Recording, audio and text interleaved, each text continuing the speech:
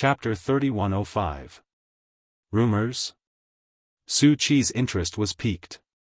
What rumors? Rumors about you. Some people say that you skip class, smoke, drink, get into fights, and that a girl once had an abortion for you. Are these all true? When Su Qi heard this, he laughed mockingly. Oh, that's all. I thought it was something else. Then are these rumors true? Half-truths. Half-truths? I was even more confused. I didn't understand what he meant. It's either true or false. What do you mean by half-truths? Sometimes, what you see may not be true.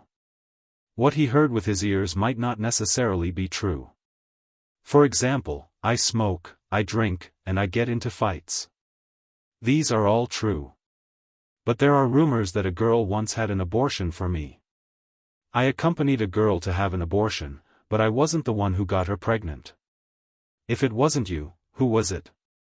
Well, I can't tell you. Su Qi smiled. I promised to keep it a secret. Petty.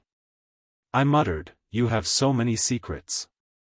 Who doesn't have secrets? If you really want to know, why don't we trade? Su Qi rode around to stand in front of me and sized me up. You should have a little secret too. You tell me your secret, and I'll tell you mine. That's only fair. I looked at him seriously. After a while, I smiled at him and pretended to be mysterious. I can't tell you. Tisk. Su Qi looked indifferent. Turning around, I bit my lip and clutched my chest, my heart racing. I returned home with a heavy heart. When I pushed open the door to the study, I saw that Dongyu's books were still neatly arranged on his desk. Obviously, he hadn't returned home from school yet. I stood there for a long time, recalling Su Qi's words. Just as he said, everyone has an unspeakable secret in their hearts. And my unspeakable secret was only related to Dongyu. I liked him. Since when did she realize that her feelings for him were not ordinary? Was it when he watched me bathe when I was being bullied, and then went to find that person angrily to denounce him? Or was it when I saw the other children flocking around him, and I longed for him to belong to me alone? Was it when Menglan said that Dongyu and I couldn't be together? Or was it when I saw him take out so many gifts from the table and throw them all into the trash can, and I felt incomparably happy in my heart? No one knew. From the moment I was born, my feelings for Dongyu were different from everyone else's. It wasn't the closeness of a family member, nor was it the love of a lover. Instead, in this world, other than him, I could become indifferent to anyone else. Could this be considered a form of love? I was a little confused about this. I wanted to understand, but I wasn't in a hurry to understand. He always felt that once some things were made clear, it would become difficult to make a choice. This kind of strange feeling became more and more perplexing after a random incident. I remember once, during the annual sports meet of First High School, I snuck into the school to play. I found Dongyu's classroom with familiarity. As soon as I walked in, I saw a girl standing sneakily in front of Dongyu's desk. She was holding an envelope in her hand, as if she was going to stuff it in. Chapter 3106. The girl was startled by my sudden action. She patted her chest and turned to look at me with a baffled expression. "Who are you?" she muttered, blushing as she reached out to snatch the envelope from my hand. I dodged her and stubbornly asked, "Tell me. What is this?" "Why should I tell you? This is mine. Give it back to me." She reached out to snatch it from me. I held the envelope behind my back, almost glaring at her with a hostile look. "This is a love letter, isn't it?" A hint of embarrassment appeared on her face as she looked at me awkwardly. Then, she asked in dissatisfaction, "Who are you? Who are you to control me? I don't care who you are, and you don't have to care who I am. Don't send such things over in the future." With that, I grabbed the envelope by the waist and tore it into pieces. She stared at me with her mouth agape. I thought that this love letter must have taken a lot of effort, but in my hands, it had turned into a pile of debris. One could imagine how angry she was, that her eyes were red with anger. Footsteps came from outside the door. Dongyu and a few boys from his class returned to the classroom. When I saw him, I felt inexplicably at a loss. I felt like I had been caught red-handed. Just now, in a moment of impulse, I didn't care about anything else and did what I did. After calming down, I felt that I had indeed gone overboard. However, I couldn't control my hand. I just felt that the letter should have been torn into pieces. When the girl saw Dongyu, her eyes turned even redder. She burst into tears, feeling wronged and helpless. Dongyu walked over and looked at me, then at her. His face was filled with confusion.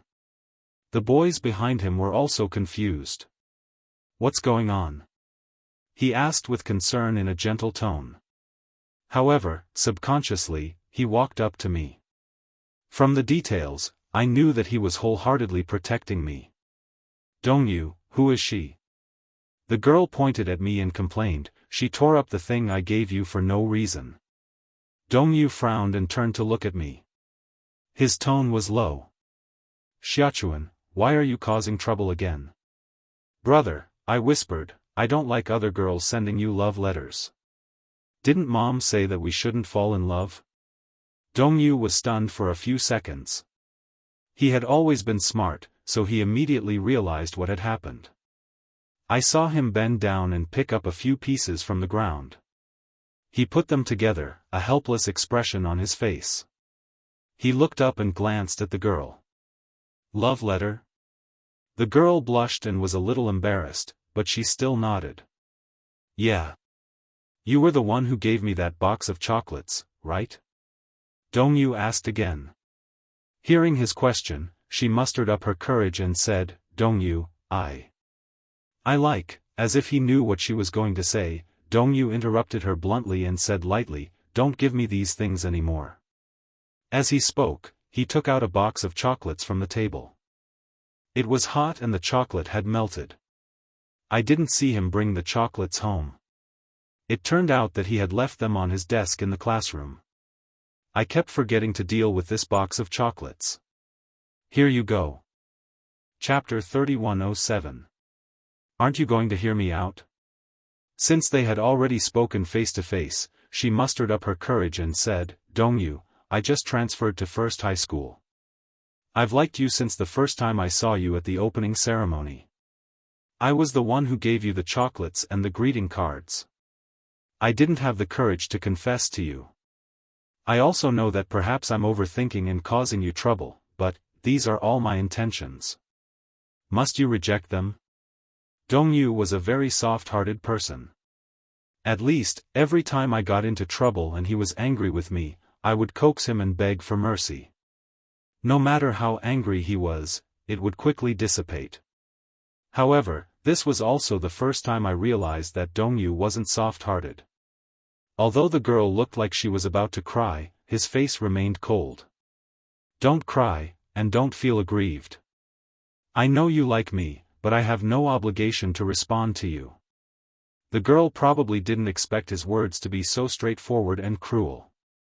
Now that there were other people present, she felt embarrassed. She didn't even remember to take the chocolates. She turned around and rushed out of the classroom. Only then did a few boys come to life. They walked up to him and teased, "Dongyu, do you have to hurt her like this?" "That's right. That girl's eyes are swollen." Dongyu glanced at them and said lightly, "Since you can't give her any response, don't give her any hope." When I heard this, I couldn't help but be startled. On the way home, he rode his bike. I wrapped my arms around his waist and suddenly asked curiously, "Dongyu, do you often receive love letters?" "No. I remember when we were in primary school, many girls liked you." I hugged him tightly and said uneasily, "Will you have a girl you like in the future?" As soon as I said that, I noticed that his back stiffened. Then, I heard him ask in a deep voice, "Do you have someone you like?" "No," I said immediately. "I don't like anyone except you."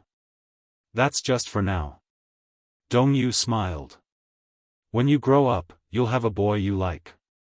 You'll get to know each other, fall in love with each other, and then spend the rest of your life with each other.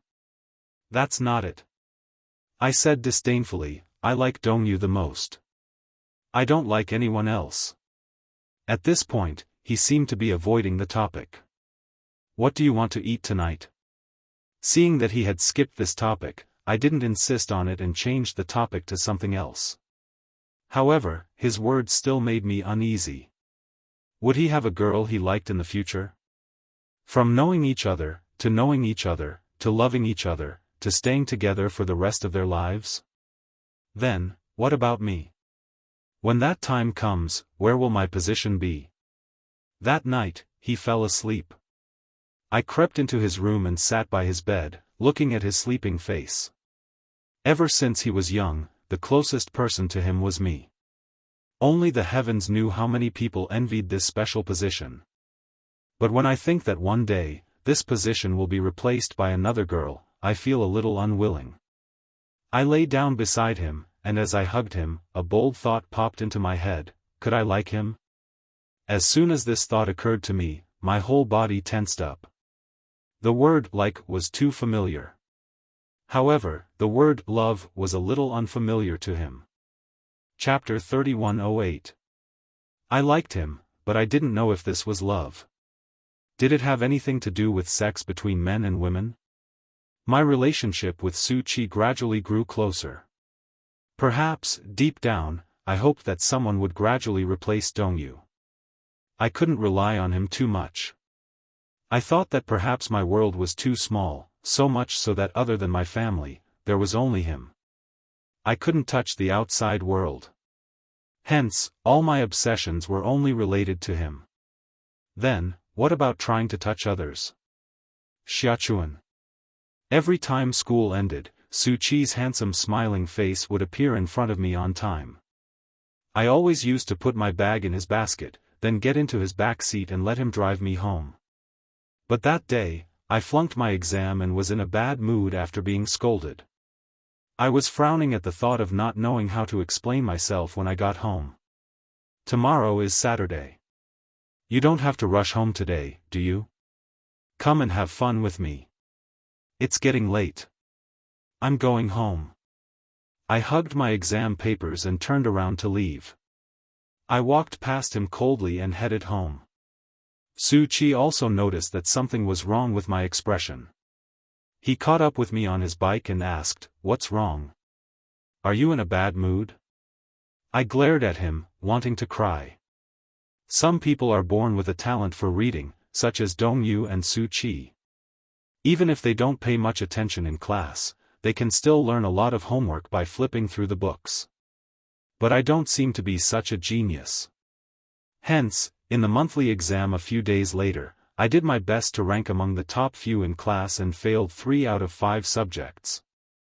I was just in the bottom few. The bottom few students had to be announced to the whole class. I was dragged to the podium in the spotlight and was criticized along with the other students who had failed the exam. We returned to our seats with our tails between our legs. I was so ashamed that I almost shed tears.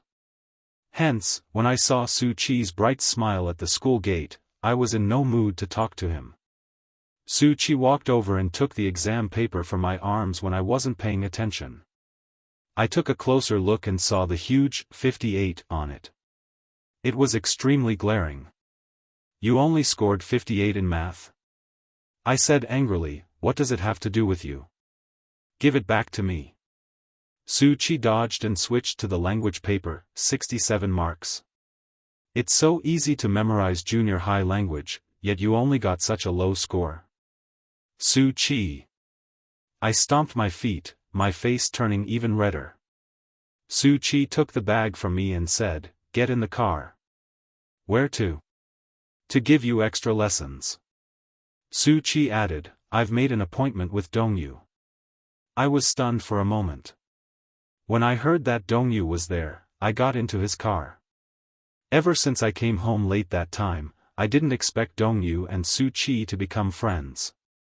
I guess Dongyu probably felt that since he couldn't chase Su Qi away from me, then becoming friends with him was a form of protection in disguise. The two of them had similar personalities. One was as passionate as fire, while the other was as calm as ice. They usually played basketball together after class, so they got along pretty well. After I failed the monthly exam, Dongyu and Su Qi took turns tutoring me. Initially, the tutoring location was set up in the library. However, for some reason, whenever Dongyu and Su Qi appeared together, the library would become noisy. Chapter 3109. Being sandwiched between the two school hunks of E High School, I felt like there were many pairs of eyes staring at me from behind. Hence, he decided to tutor me at Su Qi's house. The first time I went to Su Qi's house, it was in a high-end apartment next to E High School. It was more than 160 square meters. At that time, the average price of land was more than 30,000 yuan. Every inch of land was worth gold. Such an apartment was considered a mansion. It was such a big apartment, but he lived alone. Usually, the nanny would cook for him and take care of his daily life. Su Qi preferred silence, so other than the fixed cleaning time, he was the only one at home. He said that his parents were busy with their business and were rarely at home, so he lived alone. His living room was very big, more than 50 square meters. At that time, all kinds of game consoles were still rare, but it was commonplace in his house. There were all kinds of games. While I was revising, Dongyu and Su Qi were playing games with the game controllers. I watched from the side, envious. The taste of tutoring was especially boring. During that period, I was cut off from eating, drinking, and having fun. I remembered that at that time, there was a Japanese-themed haunted house that opened at Ocean Department Store. Business was in full swing and its reputation was exceptionally good. Many young students sought excitement. After a trip to the haunted house, they said that they hadn't had enough. It was very interesting, scary, and exciting. They highly recommended it and even formed cliques. I was afraid of ghosts, but I was very curious about ghosts and gods. Since I was young, I liked to drag Dongyu to watch ghost movies. Hence, I suggested that we go to the haunted house together. However, Dongyu countered, "If you get into the top 10 in the next monthly exam, I'll take you there." Su Qi added, "As long as you do well, I'll treat you." I withered. What if I don't do well? Dongyu said coldly, "Then there's no chance." I bit the end of my pen. My ambition was finally ignited, and I worked even harder in my tutoring. However, how should I put it? With ambition comes motivation. After the results of the mid-semester monthly exam, although I wasn't close to the top 10, I was 0.5 points behind the 10th place. Dongyu wasn't unreasonable. On the weekend, I made an appointment with Su Qi to go to the haunted house together. After buying the tickets, I was a little timid and didn't dare to go in. Seeing my timid look, Su Qi couldn't help but laugh at me. "You were the one who said you wanted to come and have fun. In the end, you hid at the door and didn't dare to enter. What's the meaning of this?" Dongyu said, "She's afraid. She's especially afraid of ghosts." Su Qi said, "You dare to challenge a haunted house when you're afraid of ghosts?" I couldn't take it lying down. Who said I was scared? The slogan was loud and clear, but I still didn't dare to step in. Su Qi ran out of patience and walked over to take my hand. I flinched and avoided his hand. I snorted and said, "I'm here. Don't walk in front. Then I'll have you walk in the middle." As Dongyu spoke, he took my hand and led the way. For some reason, the moment he held my hand, I felt that the pitch-black door, which was like an endless abyss, was no longer that terrifying. I mustered up my courage and followed him. Su Qi, who was behind him, was stunned for a few seconds. He only followed after the staff urged him. Chapter 3110. As we passed by a hospital bed, a staff member with disheveled hair, dressed as Sadako, suddenly let out a sinister cry at me. I was so frightened that I hugged Dongyu's back tightly and shouted as I squeezed past him to move forward. Dongyu and Su Qi were calm. They probably knew that this was all fake and it was difficult for them to get into character. However, I screamed the entire time. When I walked out of the exit, I fell to the ground as if I had just survived a disaster. When I realized that I had escaped, I was still in a state of shock. Tears streamed down my face as I cried bitterly. Dongyu didn't know whether to laugh or cry. He hugged my shoulders and patted my back, comforting me, "All right, all right. Don't be afraid anymore. You're not in there anymore and you're still crying. You're really something." His heart ached and he found it funny. Su Qi was convulsing with laughter at the side. He was probably amused by my crying face. Beside me, a girl in a staff uniform walked over and asked weakly, "Are you a student of Second High?" I looked up and saw her looking at the uniform I was wearing. She nodded with tears in her eyes. Seeing my tears, she handed me a tissue and smiled helplessly. "Is the haunted house that scary?" "Yes." I nodded. Then she said, "My name is Han Xiao. I'm also a student of Second High. I'm in Year 1, Class 9. What about you?" When I heard this, I immediately forgot to cry. I said in surprise, "You're in Second High too?" Han Xiao was the first and only close friend I had in my middle school life. Later, she found out that her uncle had invested in the haunted house. She would come here on weekends to work part-time while she was still studying. At that time, it wasn't unusual for underage children to work. Furthermore, it was her family's business, so she didn't have any qualms. From then on, Han Xiao and I became very good friends. We talked about everything and were very close. I often dragged her to the basketball court at First High after school to watch Dongyu and Su Qi play basketball. After that, we would go home together. We occupied the back seat of Dongyu and Su Qi's bicycle. Most of the time, I would sit in the back seat of Dongyu's car. He was sweaty and sticky. Even though I was sweating profusely, I didn't hesitate to hug him. Sitting in the back seat, he watched the sun set in the west. The sunset fell on his body through the mottled shadows of the trees, as if he was plated with gold. At that time, everything was so beautiful. During the first long holiday of middle school, we agreed to go to Fragrant Hill to play in the water. Fragrant Mountain was a very small mountain, but what was famous about it was not the mountain, but the huge lake beside the mountain. It was so clear that one could see the bottom. At that time, although clear lake water was common, there weren't many places where one could get close to water. The lake was connected to the shore, and the lake water overflowed the shore. I liked to walk on the shallow shore and watch the clear lake water submerge my ankles. It was so comfortable. At noon, they spread out a tablecloth by the shore and placed the snacks they brought on the tablecloth. Han Xiao seemed to be a little uncomfortable. Seeing that her face was a little pale, I asked a few questions with concern. She seemed a little awkward and a little shy. She only said that her stomach was not feeling well. But at that time, I didn't understand the process that girls had to go through during their puberty. Chapter 31:11. Brother. Brother, after a few syllables, another wave of pain hit me. I immediately sobered up and realized that it was Saturday and the school was closed. Dongyu had gone to school for class. High school was a heavy workload. As a top student in the top class, Dongyu would attend classes every Saturday and weekend morning. He was still in his second year of high school, but he was already working hard on the college entrance examination. Every year, the college entrance examination was a reshuffling of fate.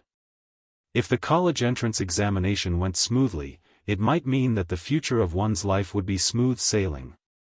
At least for the high school students of that period, the college entrance examination was an extremely heavy word filled with hope and pain. There was no one at home.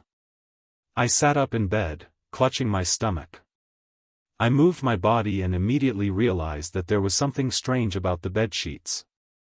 I lifted the blanket with difficulty and moved my legs, only to realize that there was a faint red stain on the bedsheets. It was extremely eye-catching. Blood. Why was there blood? I was scared out of my wits. I didn't know what had happened to my body. I was fine last night. Why was I bleeding when I woke up? I couldn't figure out where the blood came from. Clutching my stomach, I rushed into the bathroom. When I took off my pants, I saw a bloody stain on them. My eyes widened as if I'd been struck by lightning. For a moment, blood cancer, leukemia, all sorts of terrifying words lingered in my mind. Don't tell me. I've contracted some kind of terminal illness? At the thought of this possibility, I fell onto the toilet. All the blood in my body flowed to the top of my head and I felt dizzy. What should I do? What should I do? I was anxious and restless. I felt suffocated at the thought that I might have contracted some kind of terminal illness. Thinking further, if I were to die from a terminal illness, what would happen to Dongyu? At noon, Dongyu returned home from school. I was still hiding in the bathroom, clutching my stomach and sobbing. When I heard his footsteps, I stood up helplessly and opened the door. He was about to look for me when he saw me suddenly appear at the bathroom door. He was shocked. When he saw that my eyes were red and my face was wet with tears, he looked even more puzzled. What's wrong? Brother, I clutched my stomach in pain and groaned a few times. Although I couldn't see my face, it must have been extremely pale and distorted because I saw that Dongyu was at a loss. What's going on? When he came closer, he saw the blood dripping from my body. The color drained from his face. Hang in there, I'll send you to the hospital right away. He carried me in his arms and rushed downstairs. He didn't even have time to catch his breath as he ran to the side of the road and got into a taxi. He said to the driver, "Driver, go to the First People's Hospital now." The driver was scared out of his wits. He thought that I was about to die, so he stepped on the accelerator and sped toward the hospital. He even ran several red lights. When we arrived at the hospital, Dongyu couldn't even make it in time to register. He carried me into the emergency room and said nervously to the doctor, "Doctor, please save my sister. She lost a lot of blood, and kept crying out in pain to me." The doctor also walked over anxiously. Seeing my pale face, he furrowed his brows. Then, he saw that my pants were stained with blood. His expression became complicated. Chapter 31:12. How old are you? I said, 14 years old, in the second year of junior high school. Where does it hurt? My stomach hurts, I cried. Doctor, am I dying? I've lost a lot of blood. The doctor frowned and asked Dongyu to put me on the bed. After chasing Dongyu out, he sat down and said meaningfully, "Young lady, did your mother never tell you what menarche is?" The muscles on the doctor's face twitched violently again as he calmly explained. It turned out that this wasn't a terminal illness. It was a period that all girls would experience when they reached puberty. It was commonly known as ant flow. Every month, it would come on time. This was a necessary process for a girl to evolve into a woman. After saying that, the doctor smiled, not knowing whether to laugh or cry. Terminal illness? Young lady, you've been watching too many television dramas, haven't you? I was so embarrassed that my face turned red and I was at a loss. However, my mother and I didn't talk much about this. She didn't tell me what kind of changes a girl's body would undergo when she reached puberty. My mother seemed very concerned about Dongyu, but she seemed a little cold to me. My father was a typical male chauvinist. He wasn't good with words, and he wouldn't show me much concern. So much so that when I opened the door and saw Dongyu pacing back and forth, I didn't know what to say. This wasn't a terminal illness, but an ordinary menstrual period. On the way back, Dongyu also looked embarrassed. He looked at me and then at the bag in my hand. Inside the bag were the Sophie sanitary pads he'd bought from the supermarket. The first pack of sanitary pads in my life was chosen for me by Dongyu. I blushed as I followed behind him and watched him pick out the sanitary pads from the shelf. The shop assistant recommended Sophie, and he paid for a few packs without thinking. That night, when my mother came back and found out about this, she didn't know whether to laugh or cry. That was why she taught me about this. The reason my stomach hurt so much was probably because I ate a few popsicles without restraint the night before. During menstruation, one shouldn't touch anything cold. The first lesson taught me a harsh lesson. In the first semester of the second year of junior high school, just as I was preparing for the monthly exam, bad news came from my hometown. Grandma was seriously ill. The doctor issued a notice of critical illness and told my father that the old lady's time was up. After bringing Grandma home from the hospital, her last wish was to see me and Dongyu one last time. I vaguely remember that it was a snowy night. It had rained the day before, and the cold air had frozen all the water on the road into ice. My father drove us all the way home at a speed of 60 miles per hour. I sat in the back seat, tears streaming down my face. Dongyu put his arm around my shoulder, his expression grave. He was usually reserved, but when he found out that Grandma was seriously ill, he was worried. I saw that his eyes were red too. The family of 4 rushed back to their hometown. Dongyu and I rushed to the sickbed. Grandma took one last look at us and finally smiled in relief. She finally let out the last breath that was stuck in her throat. Then, she breathed her last. When she closed her eyes, that old hand that was like a withered tree was still holding my hand tightly. I couldn't accept the fact and broke down crying. Dongyu also knelt heavily beside her. He lowered his head and wept. Chapter 31:13. A suffocating pain enveloped me. For the first time in my life, I realized that my heart could really hurt. It was a kind of pain that made one feel suffocated, helpless, and at a loss. On the night of Grandma's death, the family was busy with the funeral, while Dongyu slept with me in the small room upstairs. I couldn't close my eyes for the entire night. Tears kept streaming down my face as I hugged Grandma's large fan and cried until the sky turned dark. I remember this big cattail leaf fan. When I was young, when the weather was hot, my grandmother would stay by my bedside and fan us tirelessly over and over again until we fell asleep. When I went upstairs, I saw it and my heart almost broke. Dongyu hugged me, not knowing how to comfort me. Even he was in a heavy mood because of Grandma's death. As if affected by my emotions, he also shed tears. "Xiachuan, don't cry, okay?" He comforted me gently and held me in his arms as if he was coaxing a child. I didn't know how to respond to him. Although I didn't make a sound, my tears never stopped. He probably felt his heart ache. He held my face and carefully pecked away the tears from the corners of my eyes. Because of this kiss, I was shocked. My heart, which had been calm and unremarkable, suddenly raced. In the darkness, Dongyu didn't seem to notice anything strange about me, but he also sensed that I was no longer crying. He also knew that this kind of comfort seemed to be able to calm my emotions for a short time. He held my face and gently kissed away my tears, just like he did when we were young. When I was young, I was especially fond of crying. This was how Dongyu comforted me. Little did he know that when he grew up, such actions added to the ambiguity between a man and a woman.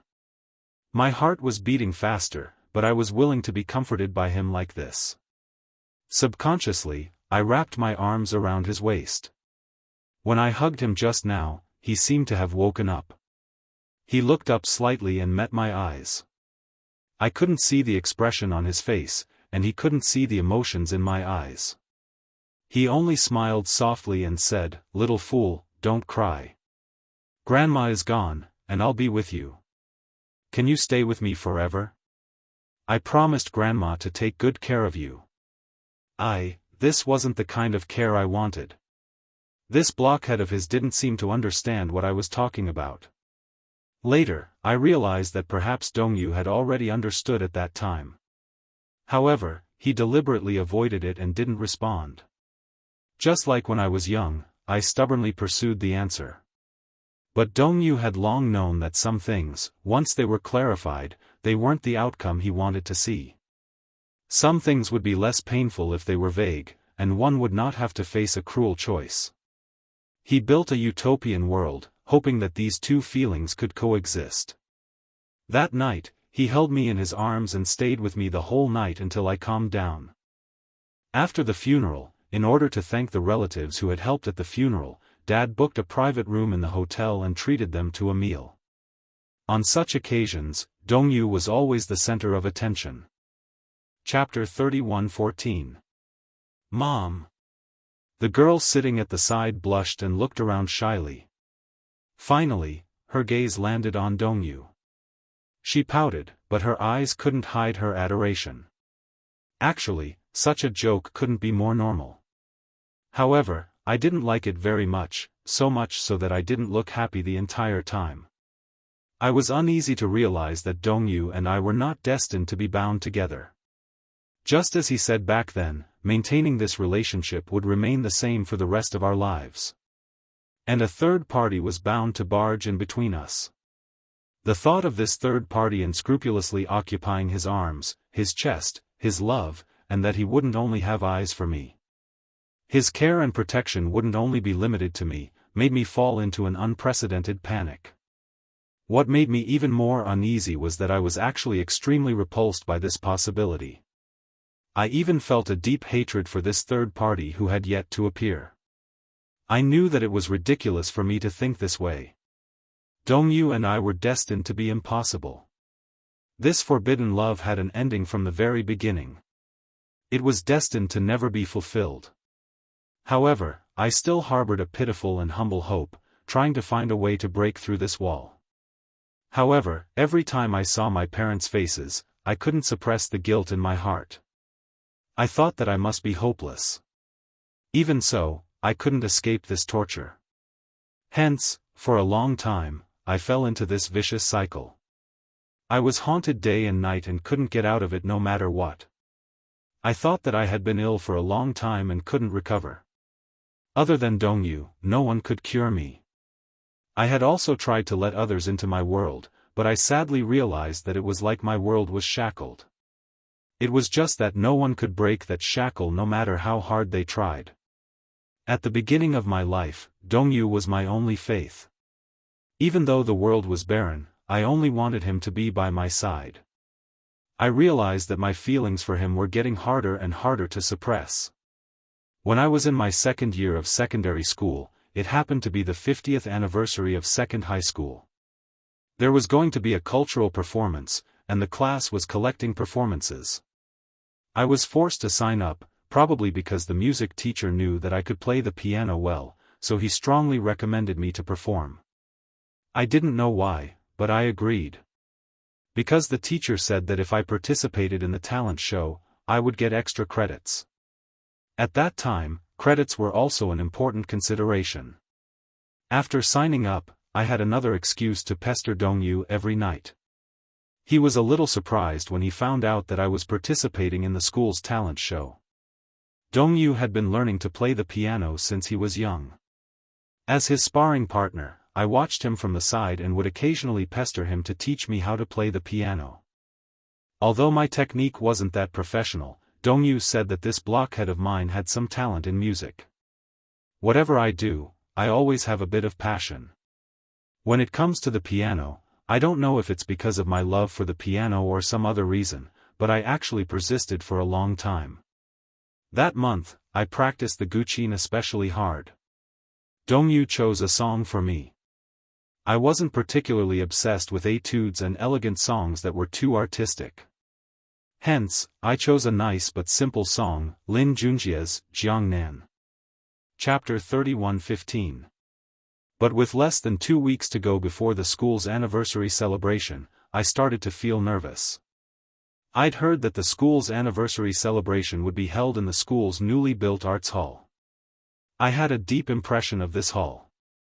Occasionally, when I was on duty to clean up, I was amazed by the magnificent hall. The hall was large enough to accommodate thousands of people. It was said that during the school's anniversary celebration, the entire school's teachers and students would be present. I couldn't help but feel nervous.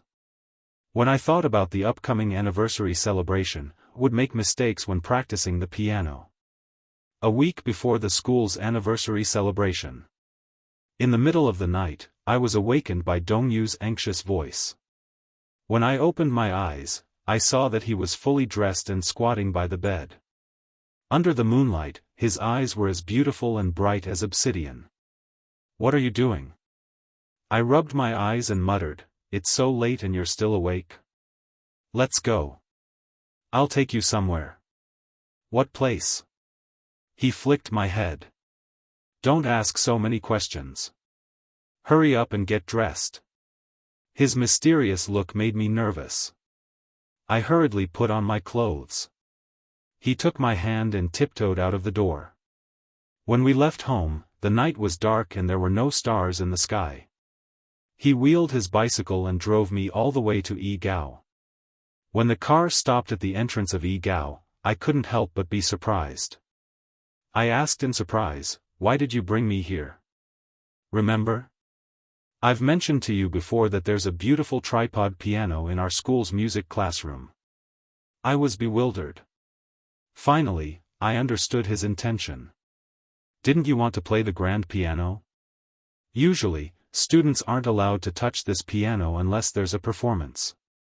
It's inconvenient to have a teacher around during the day. I'll take you here to practice at night." As he spoke, he turned and asked, "Are you sleepy?" "No." I shook my head and asked worriedly, "But the school's music classroom usually locks the doors and windows." Dongyu couldn't help but smile smugly, revealing his snow-white teeth. "It's my turn to be on duty today." I was still puzzled and didn't react.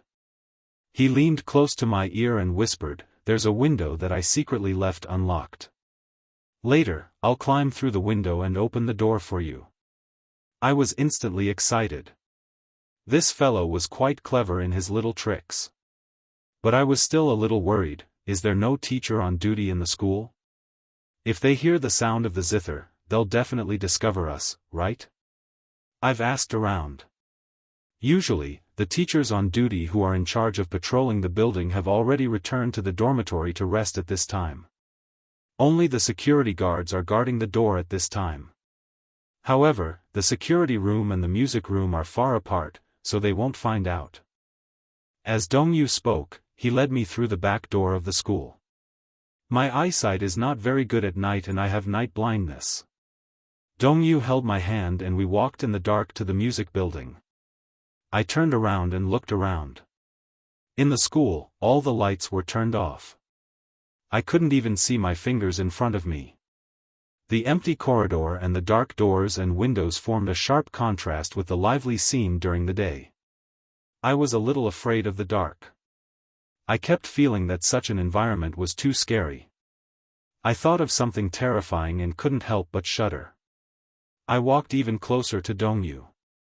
It was said that a person's imagination was the most terrifying thing. Chapter 31:16. I often read horror magazines on the streets. At this moment, when the contents of those ghost stories flooded my mind, I became even more nervous. He sensed my rapid breathing and couldn't help but smile. "Are you that afraid of the dark? Dongyu, do you believe that there are ghosts in this world?" As soon as I asked, I was frightened by my own imagination. A pale ghost face seemed to flash before my eyes. I was so scared that I didn't dare to mention this word again. Dongyu smiled. "If I told you that I believe in ghosts in this world, would you be even more afraid?" When I heard this, I almost screamed, "Don't scare me. You're clearly scaring yourself." As Dongyu said this, he rubbed my head. "Alright, don't scare yourself. If there really is a ghost, I'll definitely leave you behind and run." I panicked even more and wanted to cry. "Let's not talk about this anymore. Stop, stop." He was amused by me and didn't mention it again. We snuck into the music classroom floor. Dongyu approached the bed and carefully opened the window. He pulled open the curtains and peered inside. The moonlight shone into the music classroom, bright and beautiful. He looked around cautiously, his expression guarded. I leaned against his side warily and looked at the corner of the corridor without blinking. I had a feeling that something would suddenly appear in the next second. I curled up into a small ball and carefully tugged at his sleeve. "Brother, are you sure it's okay?" "Yes." The teacher on duty should have returned to the dormitory to rest. "There's no one in the music building," Dongyu said in a low voice. Then, he shot me a look. "Wait for me outside the door, okay? I'll climb in and open the door for you." "No," I grabbed his sleeve tightly. "Are you going to leave me outside alone? I didn't expect you to be so timid." "Why? Are you afraid that something will suddenly appear and eat you?" "Ah," I screamed in fright. Dongyu quickly covered my lips nervously and pressed his finger against them. "Idiot! Are you trying to lure the security guards here? Who asked you to scare me?" Dongyu didn't know whether to laugh or cry. "Don't be afraid, okay? Wait for me for a while. I'll be quick." "All right then," I compromised a little and nodded obediently. "Be careful." Dongyu held onto the edge of the window and leaped onto the windowsill. He nimbly flipped into the classroom. I walked to the door anxiously. I was so nervous that my heart raced. Soon, the classroom door opened from the inside. I squeezed through the gap and saw his bright smile. My heart gradually calmed down. Dongyu closed the door and turned around. I hugged his shoulders excitedly and cheered, "Big brother is the best." Shoo. He was afraid that I would make too much noise, so he flicked my forehead with his finger. "Lower your voice." "Ouch, it hurts," I covered my forehead and glared at him coquettishly. He exchanged glances with me. Then, he moved to close all the curtains in the music room and turned on a light. The warm light shone on a beautiful and elegant Yamaha tripod piano. Wow! What a beautiful piano! Chapter 31:17. I covered my mouth and sighed in admiration. I circled the piano several times in amazement. This piano fulfilled all my romantic fantasies about music as a young girl. When Dongyu was practicing the zither from a young age, I liked to sit by his side and watch him play the boring music over and over again in a daze. However, I didn't find it boring to practice with him. I liked his hands on the piano keys the most. His fingers were long and slender, and his fingertips were like porcelain. Against the black and white keys, they were extremely beautiful. Every afternoon, the sunlight outside the window would shine in and reflect on his handsome side profile.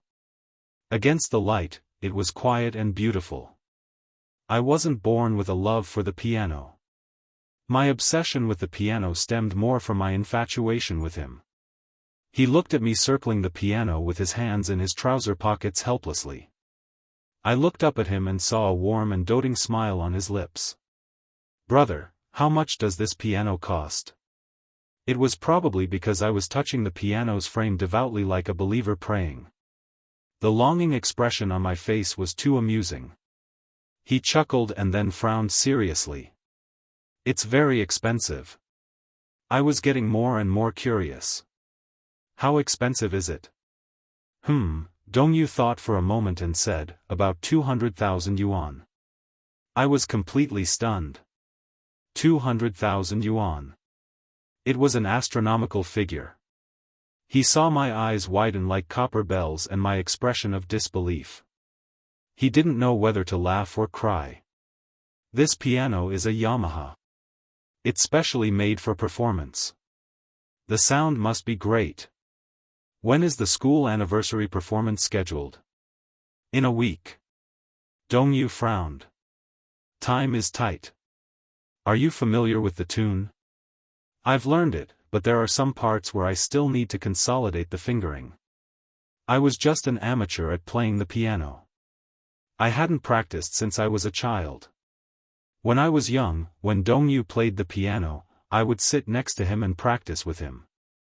I liked it the most when he taught me step by step. His gentle eyes made me indulge in it. Where is the problem with the fingering? Dongyu sat on the piano stool and patted it. Come here and sit next to me. Okay. I walked over and sat down. He said, play it for me first. All right. I lowered my head and played seriously. From time to time, he would ask me to stop. He would lower his head and adjust my hand to the correct technique. But unknowingly, my mind was no longer on the piano. Instead, I kept staring at the side of his face, lost in thought. I couldn't help but recall that I had once asked Han Xiao how it felt to like someone. She replied that her heart was beating like thunder when she met him, and her heart was filled with joy. When he touched her, his breathing became hot and he fidgeted. That was liking her. I know, I like him, out of control. Especially when looking at him so calmly, it was as if 10,000 years had passed, and time had stopped. He looked up. Halfway through his sentence, he saw me staring at the side of his face. He was stunned. What's wrong? No. Nothing. I retracted my gaze in embarrassment, feeling a little guilty. Dongyu smiled. Okay, let's continue then. Chapter 31:18. He used so much force that even his expression froze. He could clearly feel my trembling fingertips and was shocked beyond words.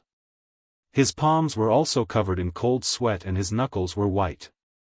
I hesitated again and again. Suddenly, I stared straight at him and mustered up my courage to plead, brother, let's always be together, okay? Dongyu was stunned and a trace of surprise flashed across his eyes. His eyes met mine briefly and he quickly looked away. He lowered his head and did not say a word. When I saw his silence, it was as if a thorn had pierced my heart. I felt a little suffocated. Brother. I hate it when you're with other girls. I've imagined you dating other girls, hugging, dating, kissing. I can't accept it. It's like the end of the world. Let's be together forever and neither of us will leave. Just like we promised when we were young, let's be together, okay? 100 years, a lifetime together. My tone was humble and pleading. I was flustered and helpless. I was hoping that he would gently pull me into his arms like he did when we were young and promise me, okay, we'll be together forever. But he didn't. He only reached out his other hand with a trembling hand and pried my fingers apart one by one. When he looked up at me, his face was pale and helpless.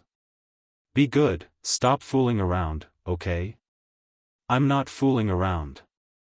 I'm obviously very serious. Can't you tell? Can't you tell? I approached him seriously and said anxiously, I want to be with you forever, brother.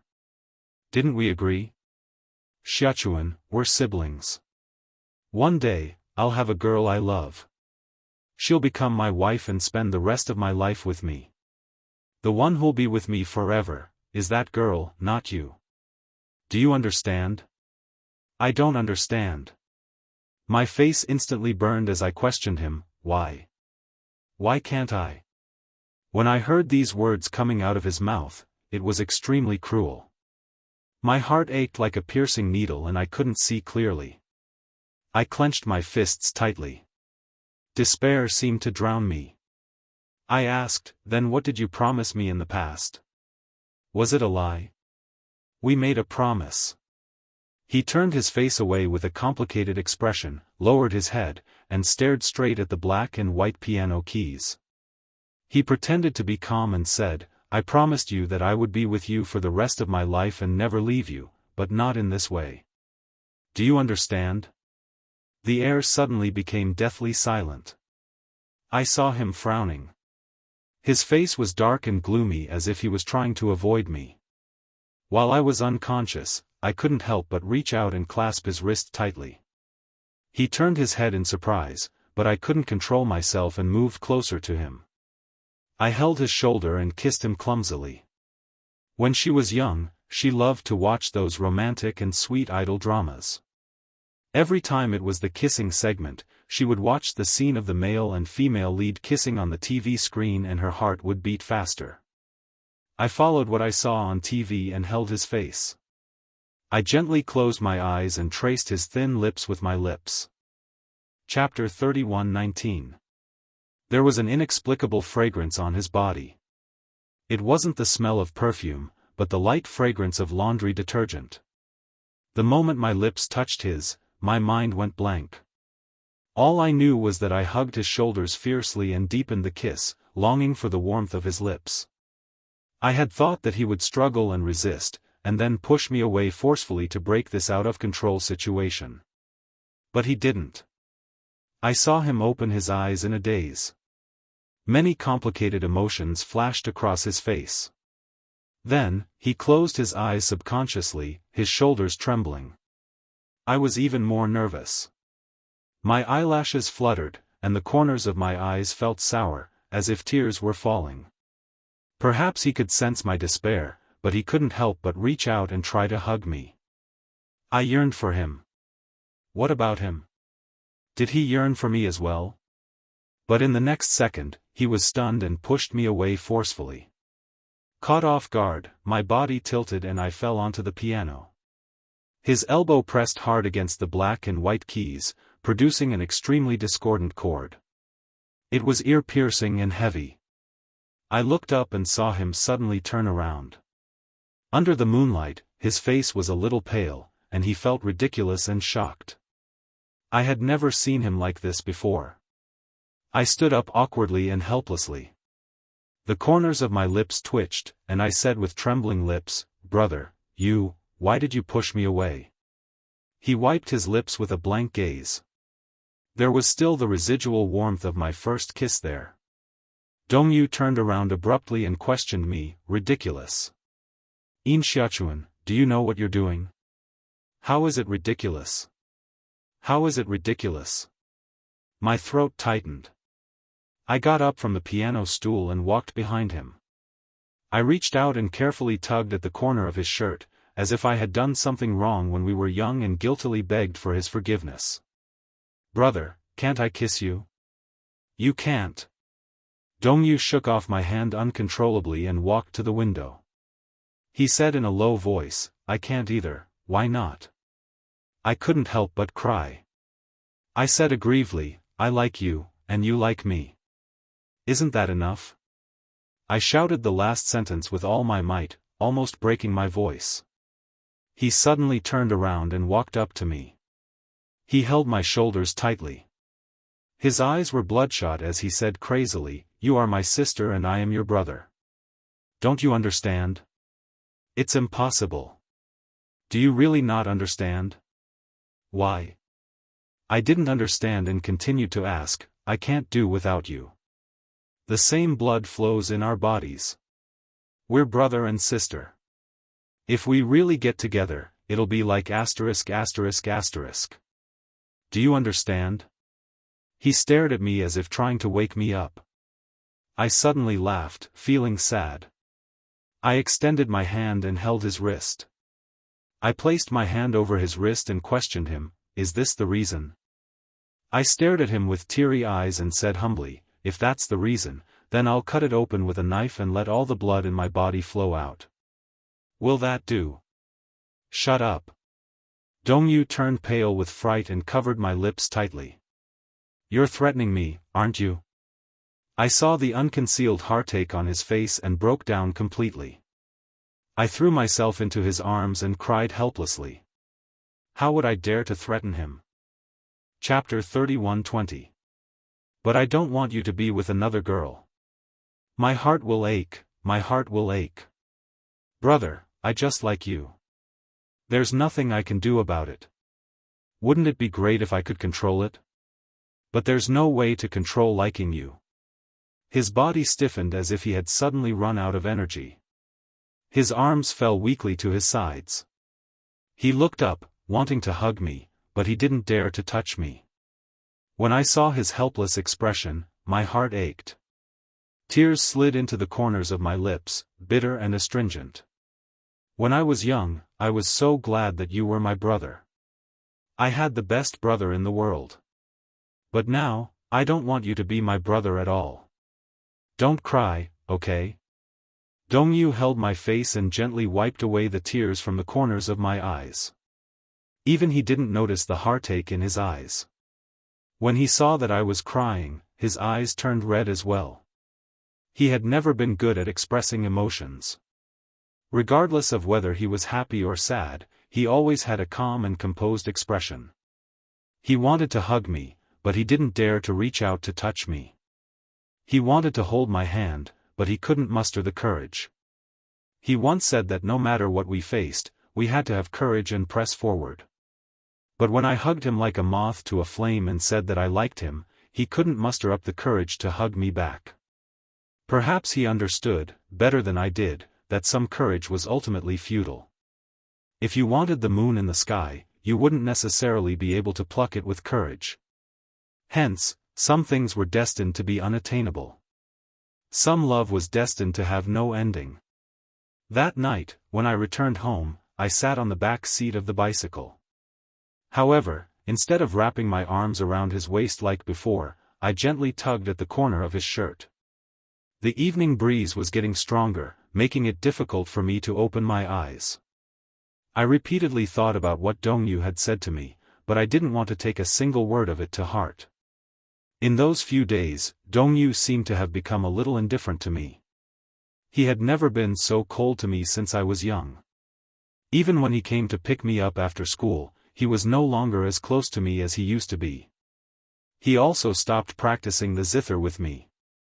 Towards the end, there was a complicated chapter in the middle of Jiangnan that I couldn't master.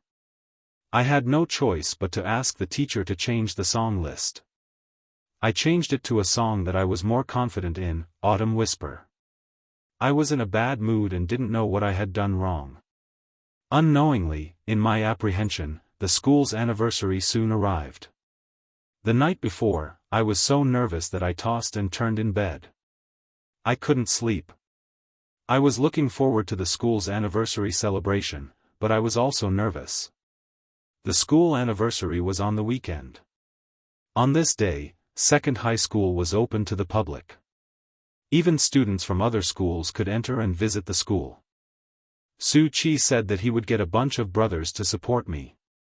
I was amused when I heard that and asked if Dongyu was coming. He said that Dongyu was not coming because he had something to do. When I heard that, my mood turned gloomy again. So many days had passed, yet he was still avoiding me. Could it be that he was prepared to avoid me for the rest of his life? I was a little afraid that the distance between me and Dongyu would gradually drift apart. But I really didn't know that in this world, he was the only person closest to me in my life. I can lose the world, but I can't lose him. Even if it was the same as before, it would be fine. Chapter 31-21. The students participating in the talent show had to go to the auditorium in advance to get used to the scene. The teachers would pay close attention to how to go on stage, how to introduce themselves, and even how to smile in front of the camera. Only then did I realize that there would be a video recording of the entire event. This made me even more nervous. At 4 in the afternoon, I stood in the magnificent auditorium and saw that the students had slowly entered. The art teacher had put on some light makeup for me. To go on stage, I wore the prettiest dress in my closet. As the opening song, I was in charge of taking the lead. Just as the performance was about to begin, I heard someone calling my name. When I turned around, I saw Su Chi waving at me from the first row. I immediately saw the person standing beside him, looking at me silently. When Dongyu saw me, he suddenly stood up and stared at me nervously with anticipation in his eyes. Our eyes met briefly. Before I could say anything, the art teacher hurriedly pulled me over and said, "Xiachuan, they're announcing. It'll be your turn soon." I nodded and hurried to the back of the stage. It wasn't until the host called my name that I finally reacted. The teacher was hurrying me and using the last few seconds to remind me. The most he said was nothing more than to tell me not to be nervous and to relax. When I walked onto the stage, it was pitch black below. Clap clap. The stage lights fell at my feet. At that moment, I was surrounded by a blazing white light. The whole world was barren. I tensed up and hugged the microphone helplessly. I looked around but couldn't see anything. Finally, at the front of the stage, I saw him. His figure was against the light and I couldn't see his face clearly, but I knew it had to be him. Hello, everyone. I'm Xiaochuan from Year 2 Class 1. Fei. I'm very honored to be on this stage. Next, I guessed that the art teacher, who was standing behind the scenes and staring at the stage, must be pounding his chest and stamping his feet in anger. Then he desperately lowered his voice and said, "Don't be nervous. Don't be nervous." But I couldn't hear or see anything. My heart was so nervous that it felt like it was about to jump out of my throat. I pressed my chest, and finally, after calming down a little, I slowly said, "Hello everyone, I am Xiaochuan from the first class of the second year. I am very honored to be able to step on this beautiful stage. Next, I will be singing a piano piece, Autumn Whisper." The audience applauded. I turned around and gently covered my rapidly beating chest. I slowly walked to the tripod piano. When I sat down, my fingers accidentally touched the piano keys. Along with the microphone, the wrong syllable played a discordant melody. I frowned and suddenly took a deep breath. Once again, I gently stroked the piano keys. I imagined Dongyu sitting beside me. It was as if my nervous soul had finally been released. My 10 fingers formed a circle, and then, the syllables flowed from my fingertips like flowing water. Smooth, soothing, tactful.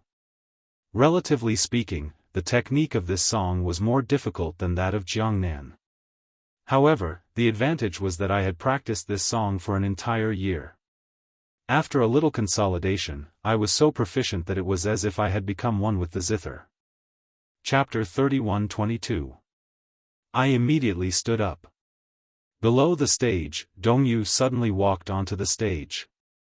Amidst the applause and cheers, he pulled me tightly into his arms. At that time, I felt that even with so many people in the auditorium and the surging applause, it couldn't compare to the warmth of his hug. After the performance, I was about to pack my things and go back with Dongyu. Dongyu and Su Qi were waiting for me at the school gate. I thought that perhaps this celebration would be the best time for me to reconcile with Dongyu. Just as I reached the door, I saw Su Qi waving at me. I walked over with a smile, only to see a few of my classmates walking towards me. When they saw me, they called out to me excitedly. "Xiaochuan. Was that your boyfriend who hugged you on stage just now?" I was stunned. I followed their gazes and looked at Dongyu, only to hear them whispering excitedly, "So handsome. Xiaochuan, what's your boyfriend's name?" Su Qi heard their discussion and immediately walked over. He said unhappily, "You guys seem to have misunderstood something, right? His name is Dongyu. He's not Xiaochuan's boyfriend. They're siblings, can't you tell?" Bah. I thought he was Xiaochuan's boyfriend. So they're siblings. Xiaochuan, don't mind it. When Dongyu heard this, he turned his face away expressionlessly. I didn't feel good when I heard this. I didn't know what Dongyu was thinking.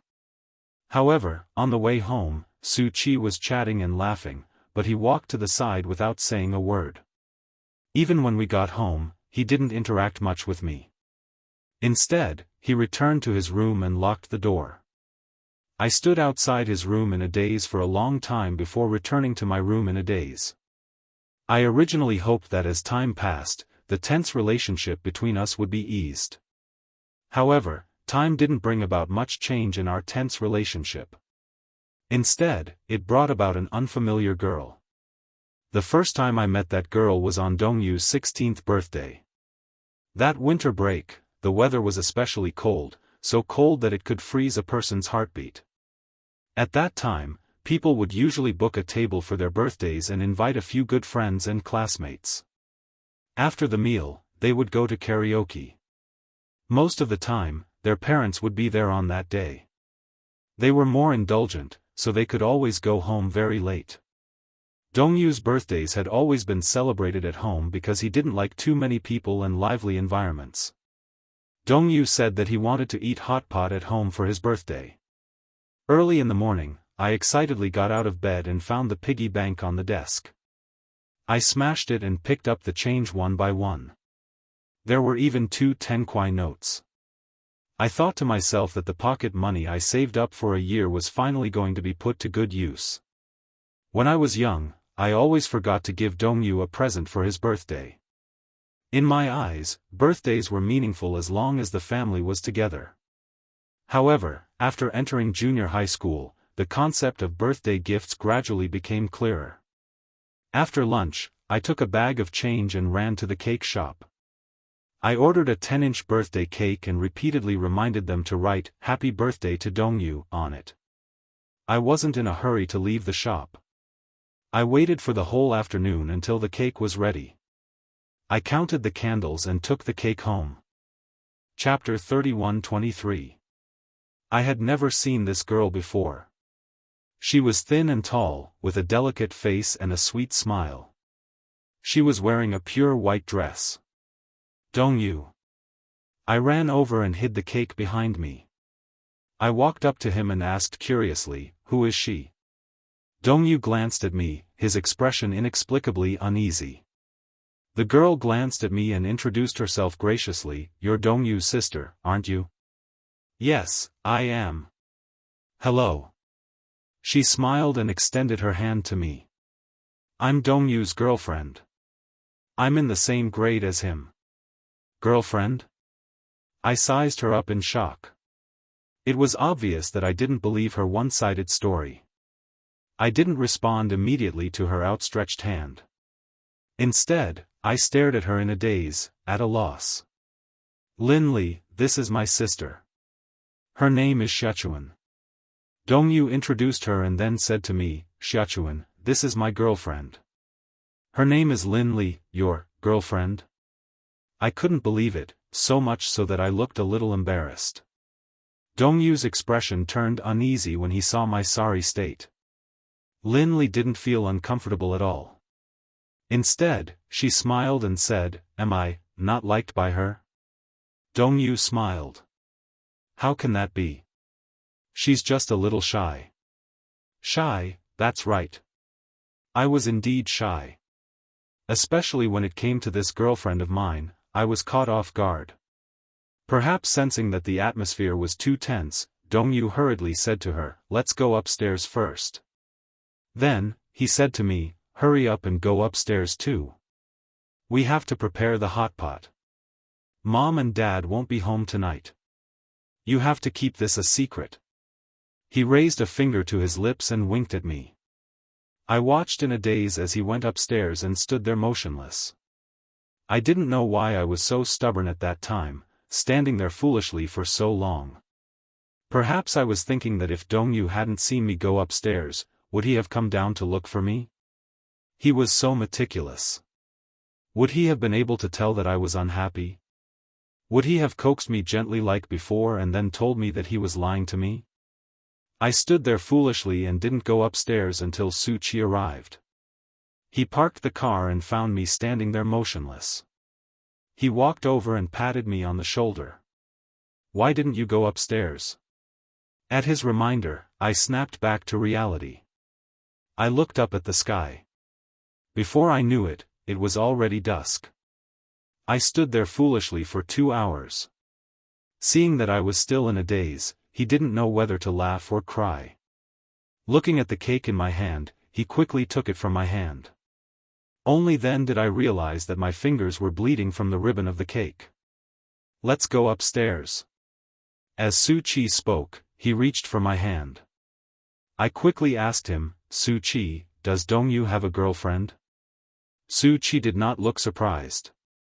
Instead, he asked matter-of-factly, "Don't you know?" I shook my head and asked him, "How long have you been talking?" "It's been about a month." "Oh," I replied. Only then did I realize why he had been coming home so late after school recently. I couldn't accept such a thing. Chapter 31-24. Su Qi took my hand and led me upstairs. When we entered the house, Dongyu was in the kitchen, preparing the ingredients for the hot pot. Originally, I should have been very happy on my birthday. I was famous for my love of hot pot, especially the chicken soup base that Dongyu had concocted. It was delicious. However, standing in the kitchen, I saw that other than Dongyu, the girl was there as well. She stood beside Dongyu and helped him prepare the soup while she was in charge of the ingredients for the hot pot. The two of them were chatting and laughing in a harmonious manner. The kitchen was too small. With the two of us standing there was no room for a third person. However, the spot beside Dongyu that used to belong to me was now occupied by another girl. I felt a little suffocated. I placed the cake on the table with a numb expression. Just as I opened it, Linley walked out of the kitchen. When she saw me at the table, she quickly walked over and placed the cake on the sideboard. "It's not time to eat the cake yet. The hot pot is almost ready." With that, she busied herself with her work. I looked at her, not knowing what to think. My mind was blank, and many images flashed through my mind. Dongyu had said that sooner or later, he would fall in love with a girl, get to know her, fall in love with her, and spend the rest of his life with her. That person couldn't possibly be me. Then, could she be that girl? So, this was nothing. Ever since the last argument with him in the music room, our relationship had suddenly become a little stiff. He seemed to be deliberately avoiding me. No matter what I said to him, his attitude became much more indifferent than before. He was neither cold nor warm. He must be angry. I wanted to make him happy and try to break the tension between us. I originally thought that this birthday would definitely be able to ease the cold relationship between us a little. But I didn't expect such an accident to happen. Dongyu brought out the hot pot. After the four of us sat down, Su Qi looked around and asked curiously, "Is it just the four of us?" "Yes." Dongyu nodded. "I don't like too many people." "I know you. You don't like noisy environments. It's good that the four of us are here. It's not bad to have a quiet birthday." Su Qi clapped his hands. "Then let's dig in." Linley stood up and poured drinks for us. I sat in my seat with a numb expression. I didn't know what to think as I watched Linley put the ingredients into the pot and take them out one after another. She was a girl who knew how to take care of people. She took the initiative to pick up the ingredients for Dongyu. Seeing that I didn't move my chopsticks, she picked up a piece of beef for me and asked with a smile, "Why aren't you eating?" "Oh," I quickly picked up my chopsticks and looked at the hot pot. The steam blew into my eyes, and I couldn't see clearly. "It's so hot." I rubbed my eyes, blinked, and forced a smile. Dongyu suddenly looked up at me. However, he quickly turned around and smiled at Linley. I didn't know what he was saying. I found that my ears were suddenly not working properly. I could not hear what he was saying. The hot pot was quickly scooped clean. Su Qi clutched her stomach and slumped into a chair, crying out, "I'm full." I quickly said, "I haven't eaten the cake yet." Linley also said, "I'm full too." What to do? I can't eat anymore. Su Qi said, "At least blow out the candles and make a wish." Chapter 31-25. There's no need to blow out the candles. In any case, a wish won't come true. Lin Li's expression froze. But people always ask for candles to make wishes on their birthdays. Dongyu said, "My family's tradition is to eat longevity noodles." I see. I suddenly stood up and brought the cake to the table. Then, I arranged the 16 candles in order. I didn't know what I was obsessed with.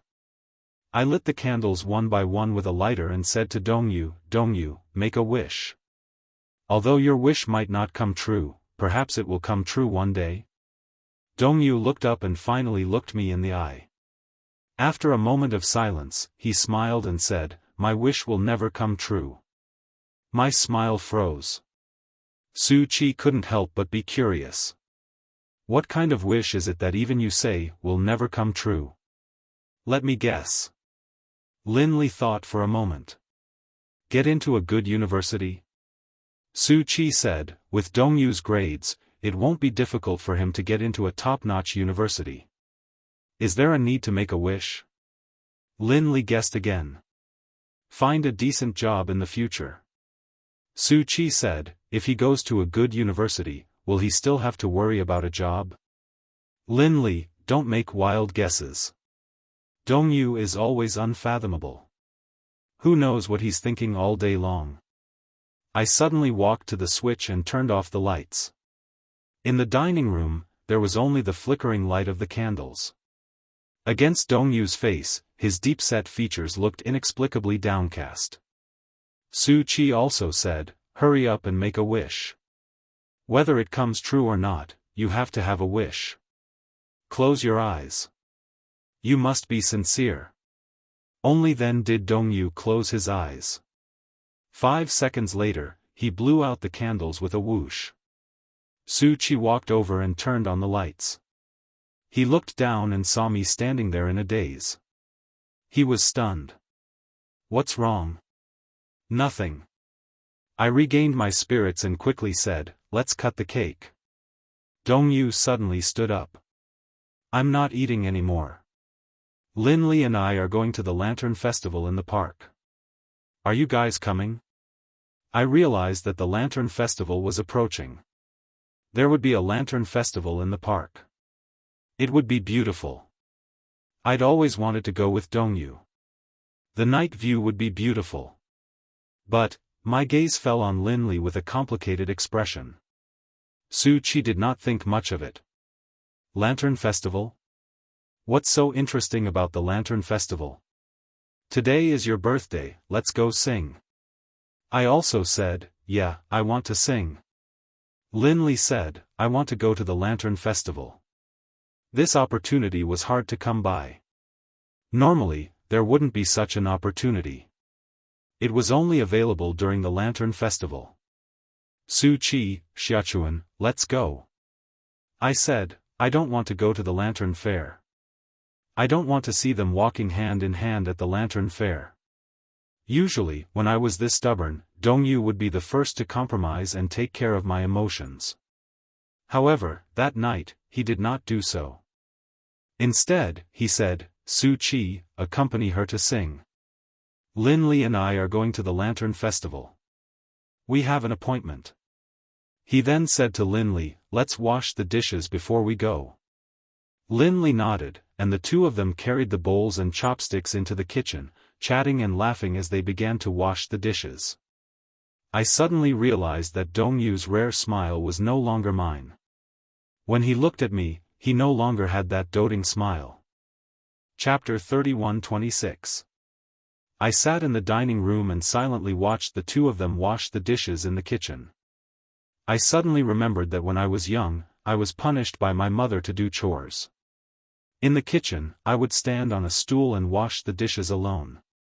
Dongyu would run over and join me. Originally, I hated washing dishes. It was so dry and boring. But because of him, I enjoyed the time of washing dishes. Once, when we were fooling around, he accidentally made foam all over my face, and I accidentally ate more than half of it. The soap frothed in the water, and when it entered my mouth, it was bitter and astringent.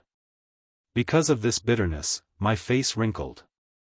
Dongyu went downstairs and used his remaining pocket money to buy a bottle of Coke. He urged me to drink it. I was forced to drink the whole can of Coke. At the last moment, he asked nervously, how is it? Is it still bitter? I stared at him for a long time before I suddenly opened my mouth and let out a loud burp. He was scared out of his wits, but when he saw me giggle foolishly, he leaned forward and sniffed in all seriousness. It smells like detergent. I was so angry that I chased after him. It's all your fault. If it weren't for you, would I have eaten the foam? He avoided me and teased me. Who asked you to be so stupid? Little fool. Little fool. Don't call me little fool again. Little fool. The images gradually overlapped. I snapped out of my thoughts and saw that Dongyu and Lin Li had already set the table. They walked out, picked up their coats, and were about to leave. I asked cautiously behind him, "Are you really not going to eat the cake?"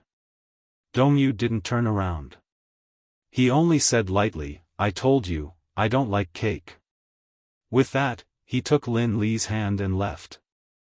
The door closed with a bang, leaving Su Qi and me standing there. My eyes reddened with grievance. I walked up to the table and looked at the cake.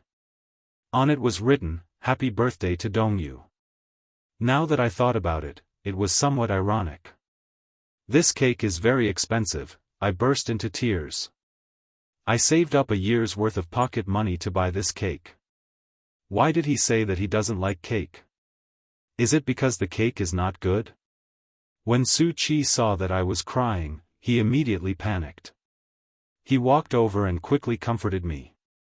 "Why are you crying? Just ignore him. He doesn't like it, but I do." Then, he pulled me to sit down and divided the cake. Then, he picked up a fork and started eating. Delicious. As he spoke, he looked at me. My hand that was holding the cake didn't move at all. My tears were dripping onto the cake. He didn't know what to do, so he came over and hugged my shoulders. "Do you know that I'm most afraid of you crying? Whenever you cry, I'm always at a loss. Tell me, what should I do with you?" He squatted in front of me and coaxed me, "What do I have to do to stop you from crying?" Su Qi, my mouth trembled, and my voice was as light as a feather. "Take me to sing." Su Qi was stunned, but nodded without hesitation. At that time, karaoke was a very trendy thing to do. For those of us who were studying at the time, karaoke rooms were very expensive.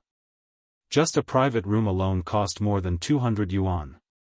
Some of the better ones cost more than 500 yuan. Chapter 31-27. It was also because of Su Qi that I stepped into a karaoke room for the first time in my life. On Dongyu's birthday night, it was the second time.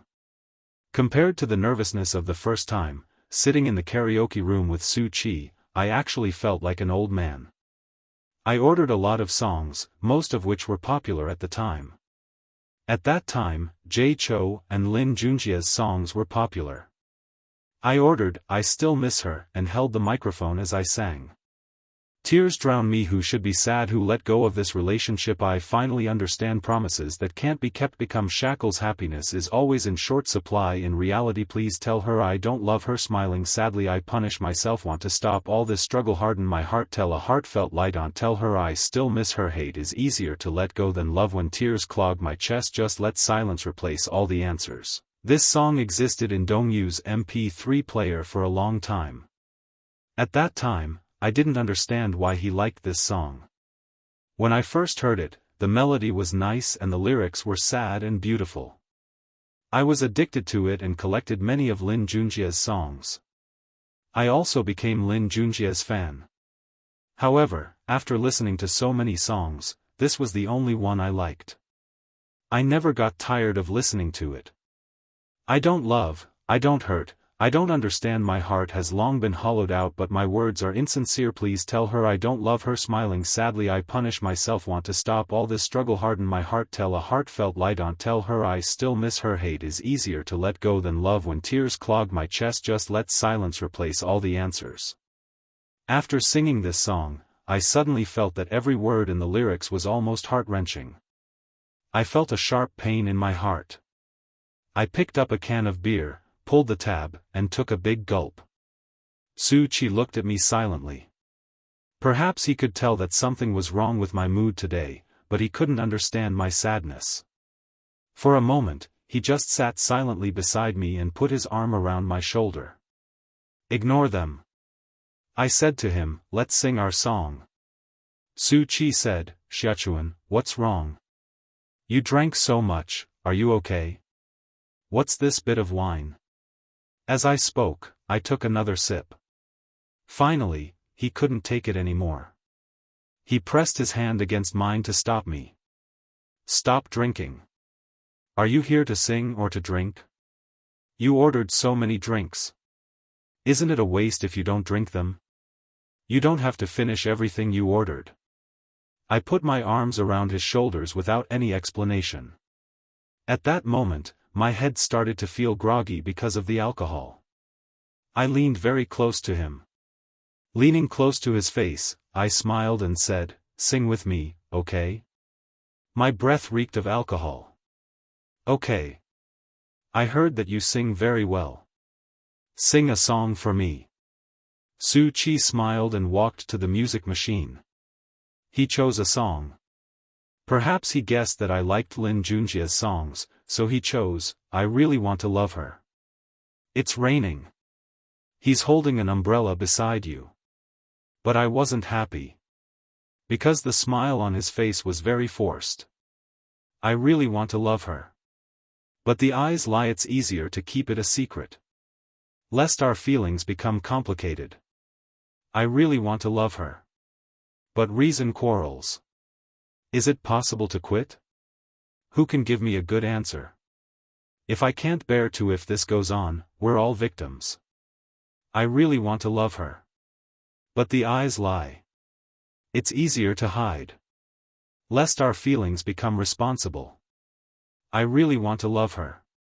But reason quarrels. Is it possible to quit? Chapter 31:28.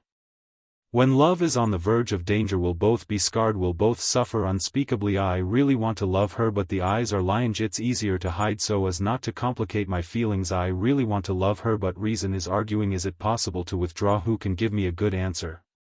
Oh, love teaches us that we can't let go. Love teaches us that we can't let go. I drank my beer in silence, but the beer that had gone into my mouth seemed to have gone into my eyes. My vision gradually became blurry and hazy, and I almost couldn't see clearly. I quickly rubbed my eyes and gulped down one can after another. Su Qi was a little angry. He snatched the beer from my hand and said to me in an angry tone that he had never used before, "You can't drink anymore." I said, "I want to drink more." I was sad. My heart felt like it was being blocked by something. I couldn't swallow or spit it out. I wondered if I would feel better if I got drunk. Even if it was just for one night, it would save me one night of suffering. I finally understood why some people liked to drink when they were sad. It wasn't because they were pretentious, but because it could cover up some pain and numb it appropriately.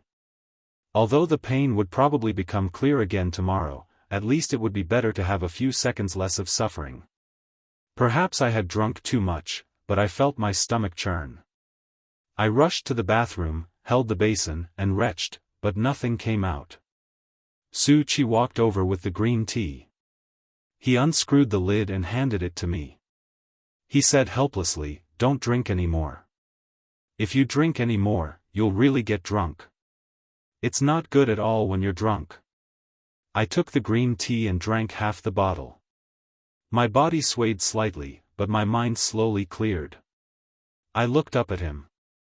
Perhaps he saw the bloodshot eyes and red and swollen eyelids, and was shocked.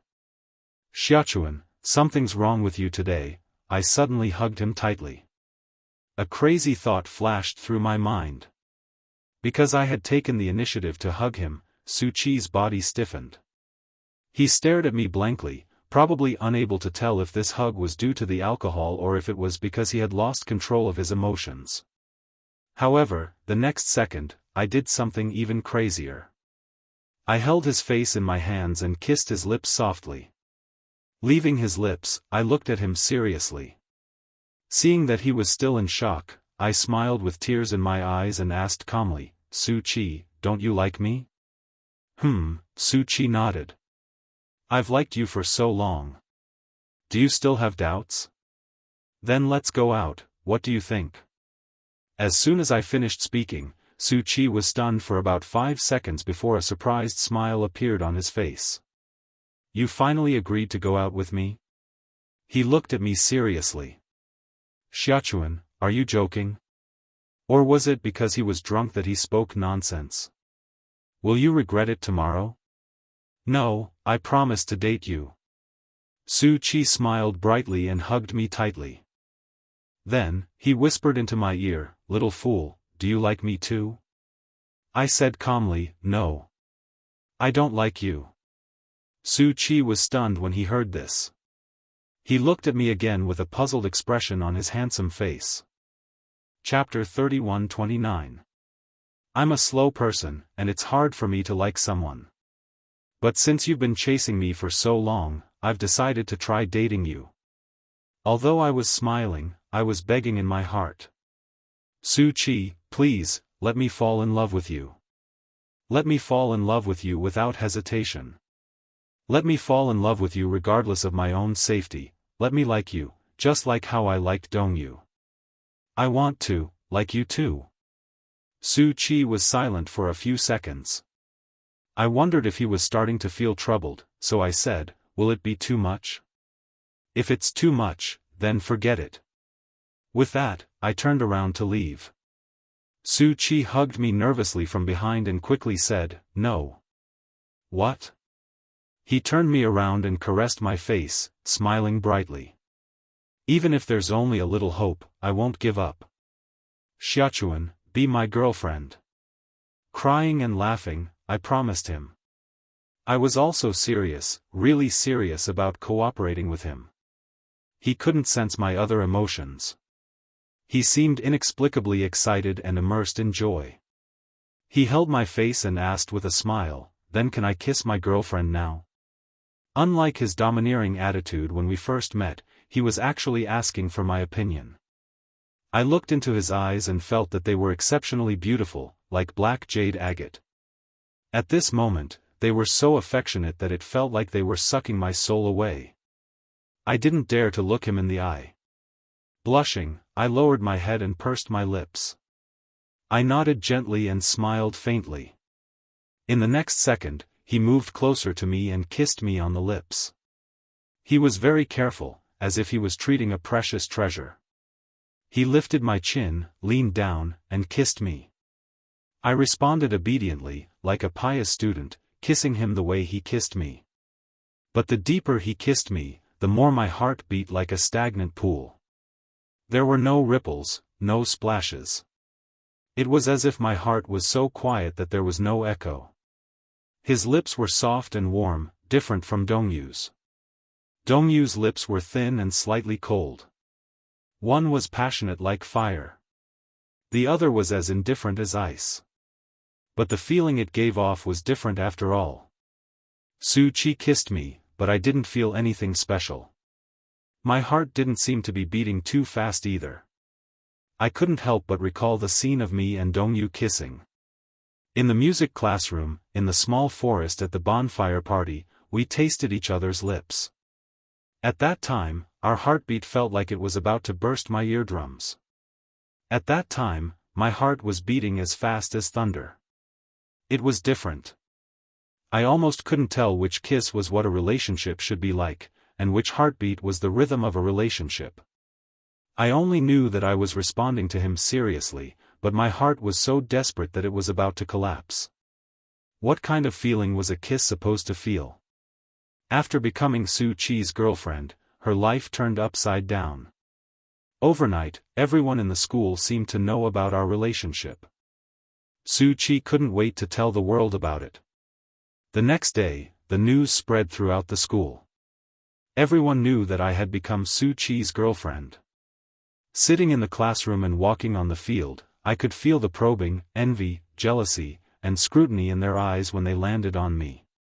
The name Su Chi could be said to be an influential figure. Chapter 31-30. As a result, my popularity in class was already very poor. As a result, no one dared to approach me. The boys didn't dare to approach me to avoid arousing suspicion. Some of the girls distanced themselves from me. Some probably felt that it was ridiculous and unorthodox to be in a relationship in junior high. Some felt that I had tarnished Su Chi's name and wasn't worthy of being friends with them. But I didn't care. At that time, I hoped that Su Chi would be my salvation. I hoped that he could lead me out of a vicious circle. I hoped that he could take me away from the world of despair that Dongyu had brought me. I wanted to love him so much. I wanted to fall uncontrollably in love with this sunny and handsome boy. Then, with him, I could confidently appear in front of Dongyu and say with a smile, "Brother, I'm in love." This was my boyfriend. Everyone in school knew that Su Chi and I were in a relationship, and Dongyu was no exception. Hence, that night after school, when I walked to the school gate, I didn't see Su Chi. Instead, I saw Dongyu with a livid expression. He was carrying his school bag and his clothes were disheveled. His originally docile black hair was rebelliously covering his eyes. There were obvious bruises on his face. They weren't obvious, but if you looked closely, you could tell that he had been in a fight. I was a little surprised and walked over. Just as I was about to ask him if he had been in a fight, he suddenly grabbed my wrist and questioned me, "Is it true that you're dating Su Chi?" "Yes," I replied, pretending to be relaxed. "So you found out. Did he force himself on you?" Dongyu looked very angry, which made me even more flustered. I didn't know why he was so angry. Shouldn't he be happy? He had finally gotten rid of me and didn't have to be pestered by me anymore. Shouldn't he be happy? I smiled calmly and said, "I confessed to him last night. Coincidentally, he's liked me for a long time. It was consensual. No one forced anyone." "Are you crazy?" Dongyu said angrily, "I thought you treated Su Chi as your brother. You're still in junior high. Do you know what kind of guy Su Chi is? You can be friends, but dating is another matter." "I know. He's tall, handsome, bright, and popular. Moreover, he's very loyal. Most importantly, he treats me very well. He'll definitely be a very good boyfriend." Dongyu was obviously infuriated by my long speech. He ruffled his hair anxiously and frowned. Suddenly, he glared at me again. "Did you guys kiss?" I nodded. His gaze froze for a moment before he continued, "Both of you. Both of you have other intimate relations." Halfway through his question, he felt uneasy and didn't ask any further. I felt even more embarrassed. My face was hot because I knew what he wanted to ask.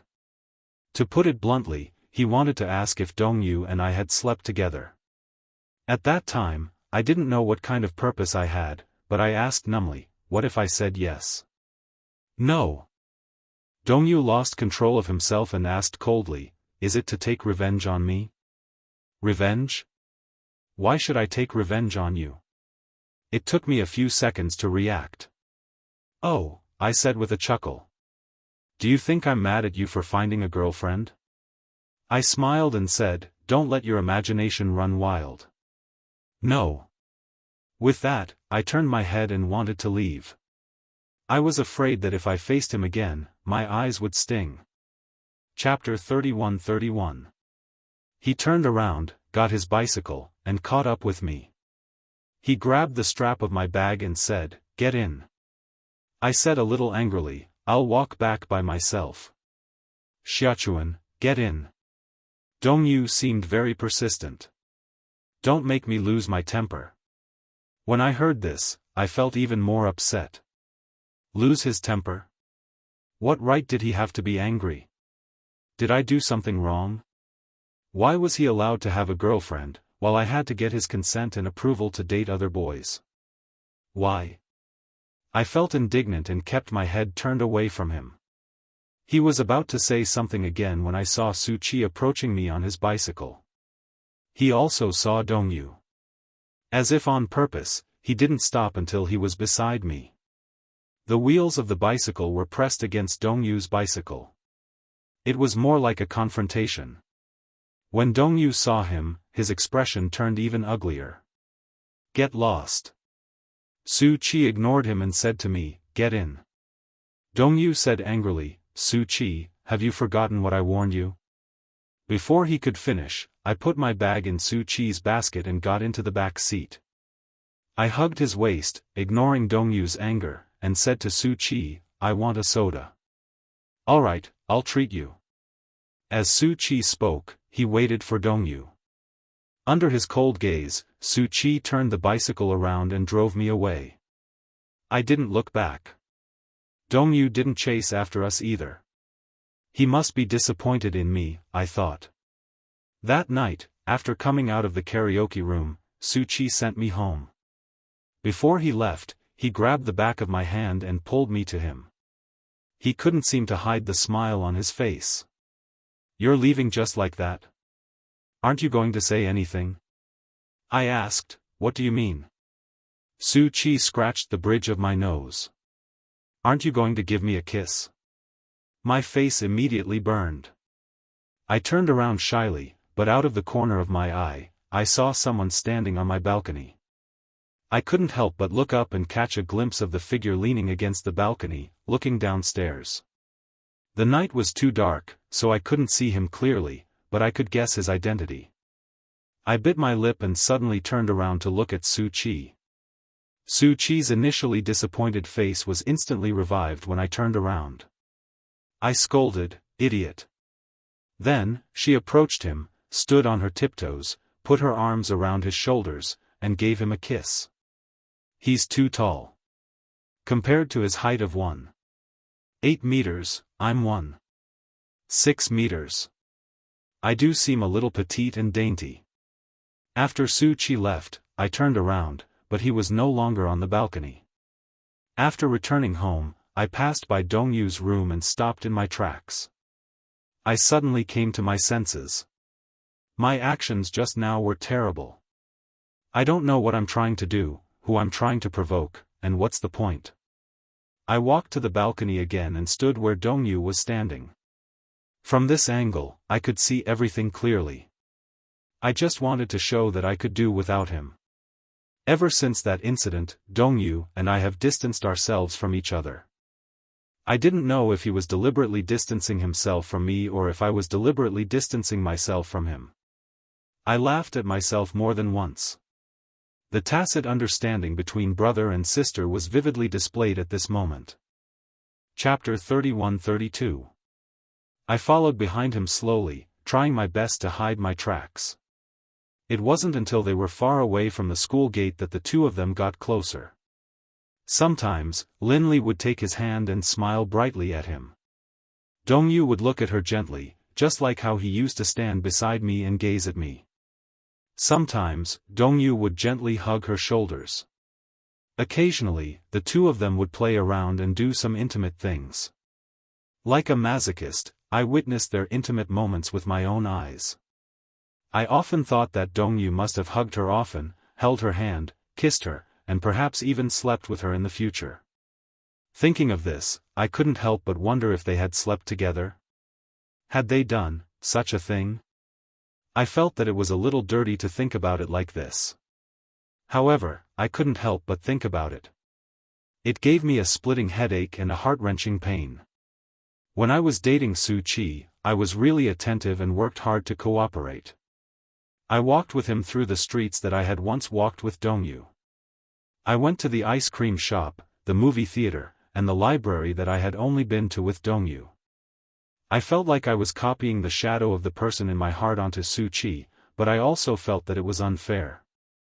But I really didn't know how else I could fall in love with this sunny and handsome boy other than this.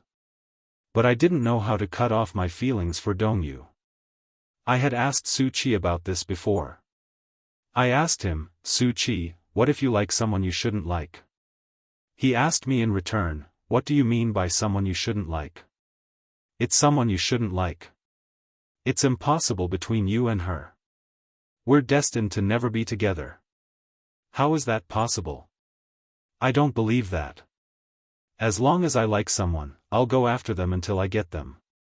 Then, what if there's really no way to be together? Impossible. I mustered up my courage and asked, what if that person is your sister? Su Qi looked at me and was stunned for a long time. Then, he suddenly sneered, how is that possible? This is incestuous sex. I'm not a pervert. As soon as he said that, he was stunned for a long time. Then, he looked at me with a meaningful gaze. Perhaps it was from that day onwards that he vaguely sensed the subtle relationship between me and Dongyu. Hence, he would try every means to test me from time to time. I think he must also be wondering if my feelings for Dongyu were what he thought they were. In front of me, he would often bring up the details of Dongyu and Lin Li's relationship. Until one time, when Su Qi took me to a party with his friends, he accidentally mentioned to me at the KTV that he had seen Dongyu and Lin Li walking out of the hotel together. Don't tell me they got a room? His smile was a little frivolous. I was annoyed. Don't spout nonsense if you don't see it with your own eyes. Xiachuan, what should I say about you? What else could the two of them do in a hotel? Other than getting a room, I can't think of any other answer. At the mention of getting a room, I suddenly recalled Su Qi's words. He said that unless it was my resources, he would not act intimately with me. I asked what was too intimate. Chapter 31-33. As he spoke, he put his arm around my shoulder and snorted. My dear wife, why are you so young? You're making me a little afraid to lay my hands on you. Who's your wife? Of course it's you. I'm not your wife. Yes. Yes, you are. When you graduate from university, let's get married. That's in the future. No one knows. Su Qi suddenly gripped my shoulder sternly and pretended to be displeased. How could I not know? I've decided on you. I don't care, you're my wife. No one can break us up. Otherwise, I'll. What will you do? Su Qi suddenly smiled as innocently as a child. What can I do? I can only pester you for the rest of my life. I snapped out of my thoughts and felt a little lost. Su Qi, don't talk nonsense. He finally couldn't take it anymore. Probably because my expression was too ugly, it confirmed his suspicions. He asked me half-jokingly, Xiachuan, don't tell me, you like Dongyu? I didn't speak. He suddenly took a big gulp of beer and asked, did you agree to date me because you wanted to use me and make me Dongyu's replacement? Halfway through his sentence, his expression turned ugly, but he couldn't continue. I still didn't speak. I just stared at the table and didn't make a sound. He suddenly said seriously, Xiachuan, let's have a good talk. I felt that his serious expression was a little unfamiliar. I smiled and tugged at his arm. Su Qi, I'm tired. My head feels heavy, don't be like this. He pushed me away, looking distant and unfamiliar. I looked at him helplessly, because he would never treat me like this. What's wrong with you? Su Qi suddenly asked, because I like you, you feel fearless, right? No matter how overboard you are, you're sure that I won't be angry, sad, or disappointed, right? Su Qi, in Xiachuan. Su Qi finally lost control. He probably realized that I had an ulterior motive in dating him. He yelled at me as if hurt. What do you take me for? A replacement? You already have someone you like, don't you? That person is your brother, right? Su Qi said through gritted teeth, are you crazy? You can't like him. You can't love him. You're siblings. This is incestuous. You can't be together. I know. I understand. I don't think you understand anything at all. I told you, I got it. I roared at him with all my might. Su Qi was stunned. I sneered with tears in my eyes, even you have to remind me of this? I know I can't love him, so I let you love me. Su Qi, didn't you say that you would definitely make me fall in love with you? You're a man of your words. As if waking up from a dream, Su Qi's thin lips trembled slightly. So, you're really using me? He suddenly stood up and kicked over a few bottles of beer beside his feet. His face was livid. Xiachuan. What right do you have to toy with me like this? Just because I like you, hopelessly in love with you, so you don't have to worry about my feelings?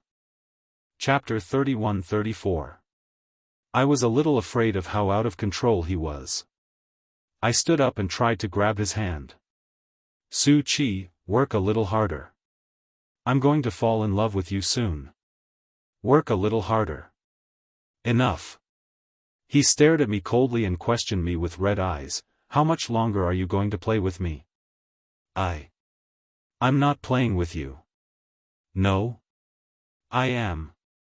I'm serious. He suddenly looked at me deeply, his eyes unreadable. It was probably because my attitude wasn't sincere enough. Su Qi bit his lip and laughed in anger. He curled his lips coldly and pretended to be calm. Let's get it over with, okay? I didn't understand Su Qi's anger, just as he couldn't empathize with my despair. I kept asking him to stay, or begged him to take me away. I wanted him to know the torment and struggle in my heart. But his heart seemed to have turned cold. In the end, he ruthlessly withdrew his hand and left without looking back. I was left sitting alone in the private room. Before I knew it, tears were streaming down my face. I must be a terrible girl, I thought. Su Qi, who liked me so much and was so infatuated with me, had decided to give up on me. I'd been abandoned just like that. Why did Su Qi leave? Another boy in the private room walked over.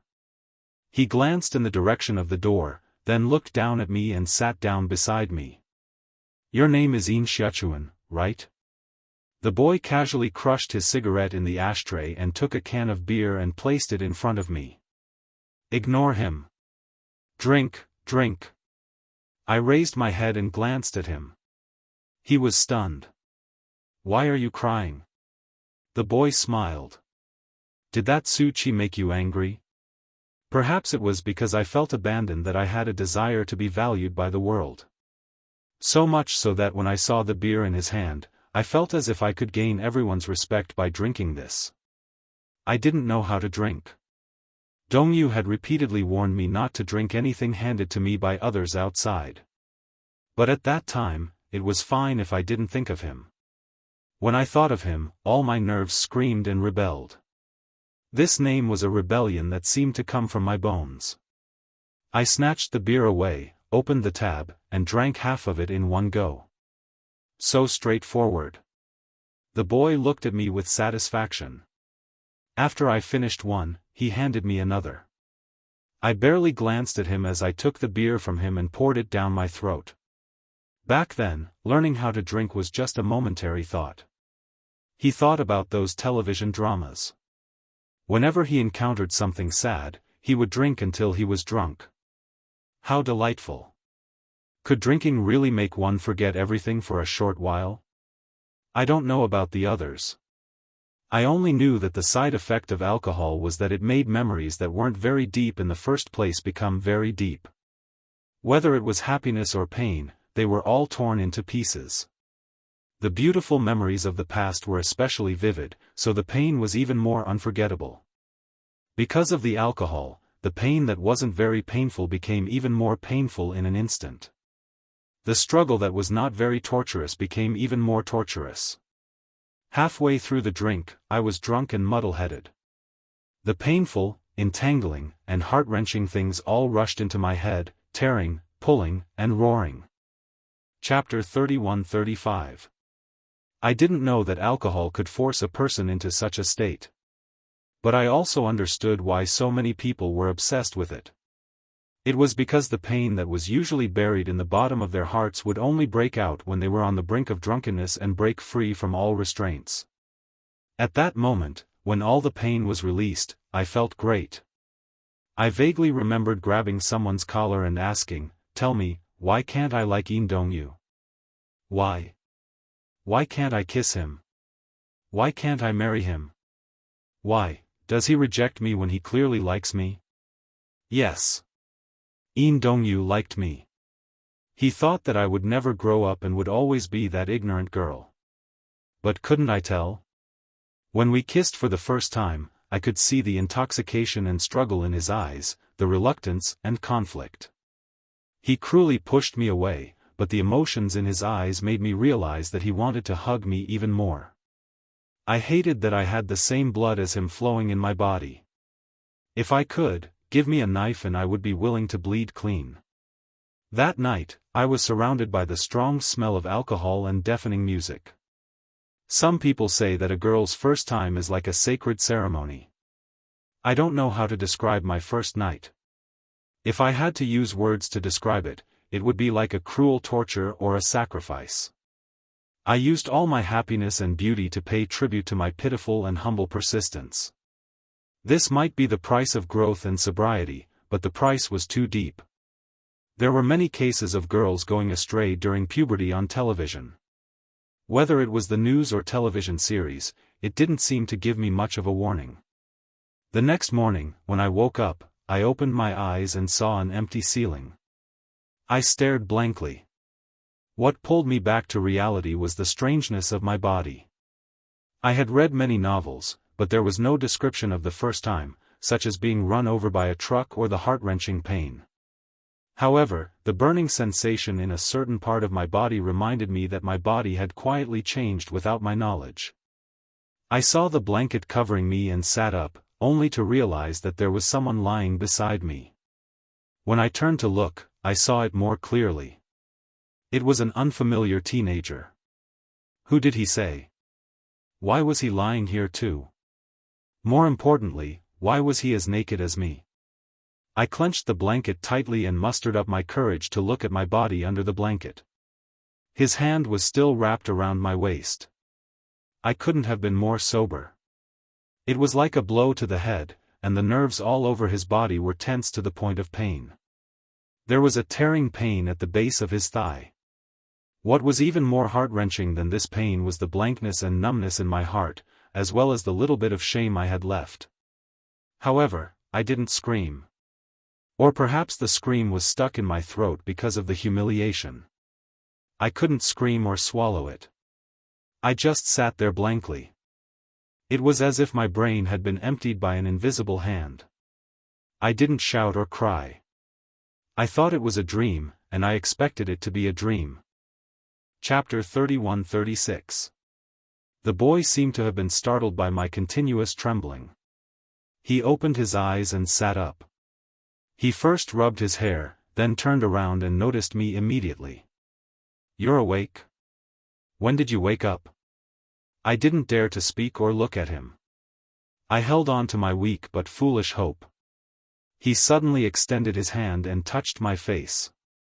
His fingertips brushed against my cheeks and he smiled. "Why are you crying?" He rubbed his wet fingertips on the blanket and got off the bed. He picked up the clothes on the floor and muttered, "It was so rough last night." He. His sloppy tone was like that of a winner, incomparably proud. Just a few hours ago, he had conquered a city. How could he not be proud? "Put on your clothes since you're awake." He threw my clothes at me. Seeing that I still didn't move, he smiled. "How long do you want to sit here like a fool?" Between the lines, there was a kind of indifference that I abhorred.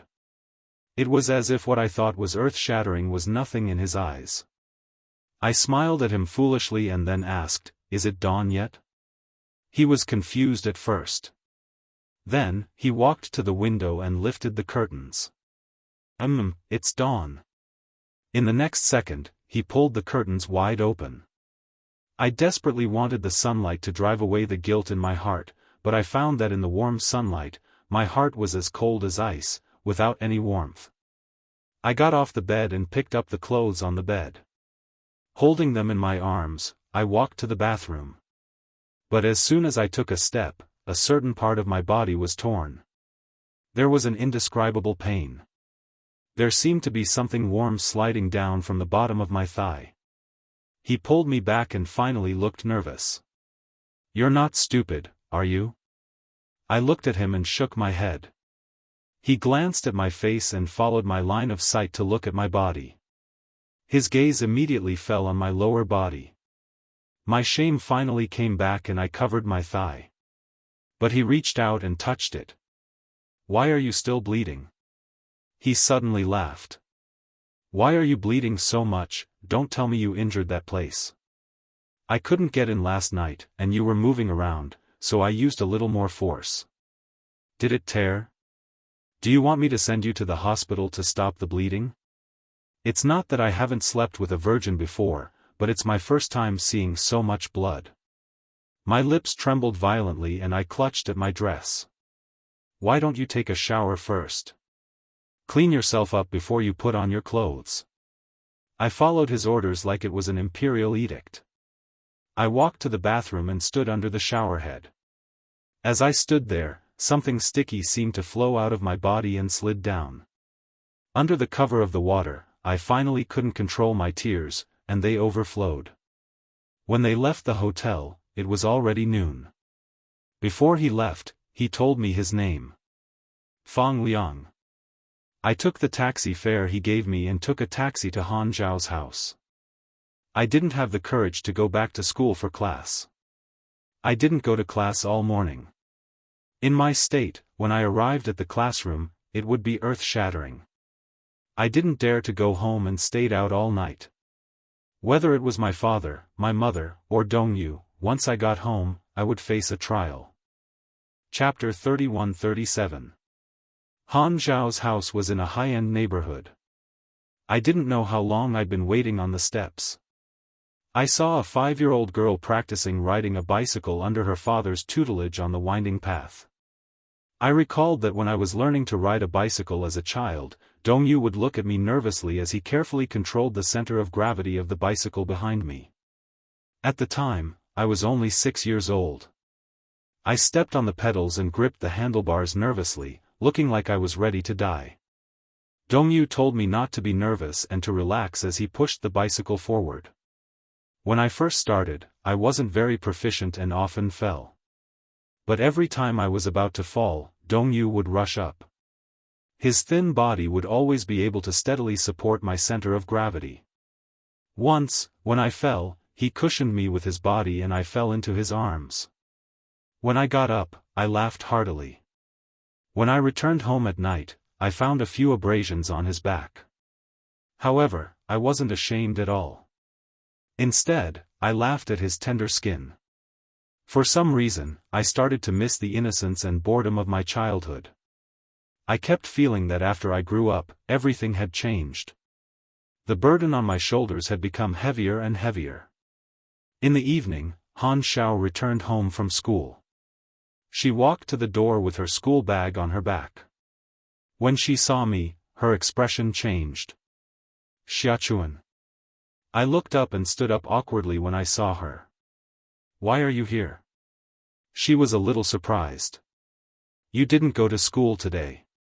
Your parents came to look for the form teacher, looking anxious. When I passed by the form teacher's office, I heard your mother say that you didn't come home last night either. They've already gone to the police station to call the police. Han Zhao, I want to stay at your house tonight. Is that okay?" I asked carefully. Han Zhao was even more surprised. "Are you crazy? Why didn't you come home?" I bit my lip. When I thought of what it would be like to go back, I couldn't help but cry. "Han Zhao, other than here, I have nowhere else to go." Han Zhao squatted in front of me and cupped my face. Finally, she noticed something strange.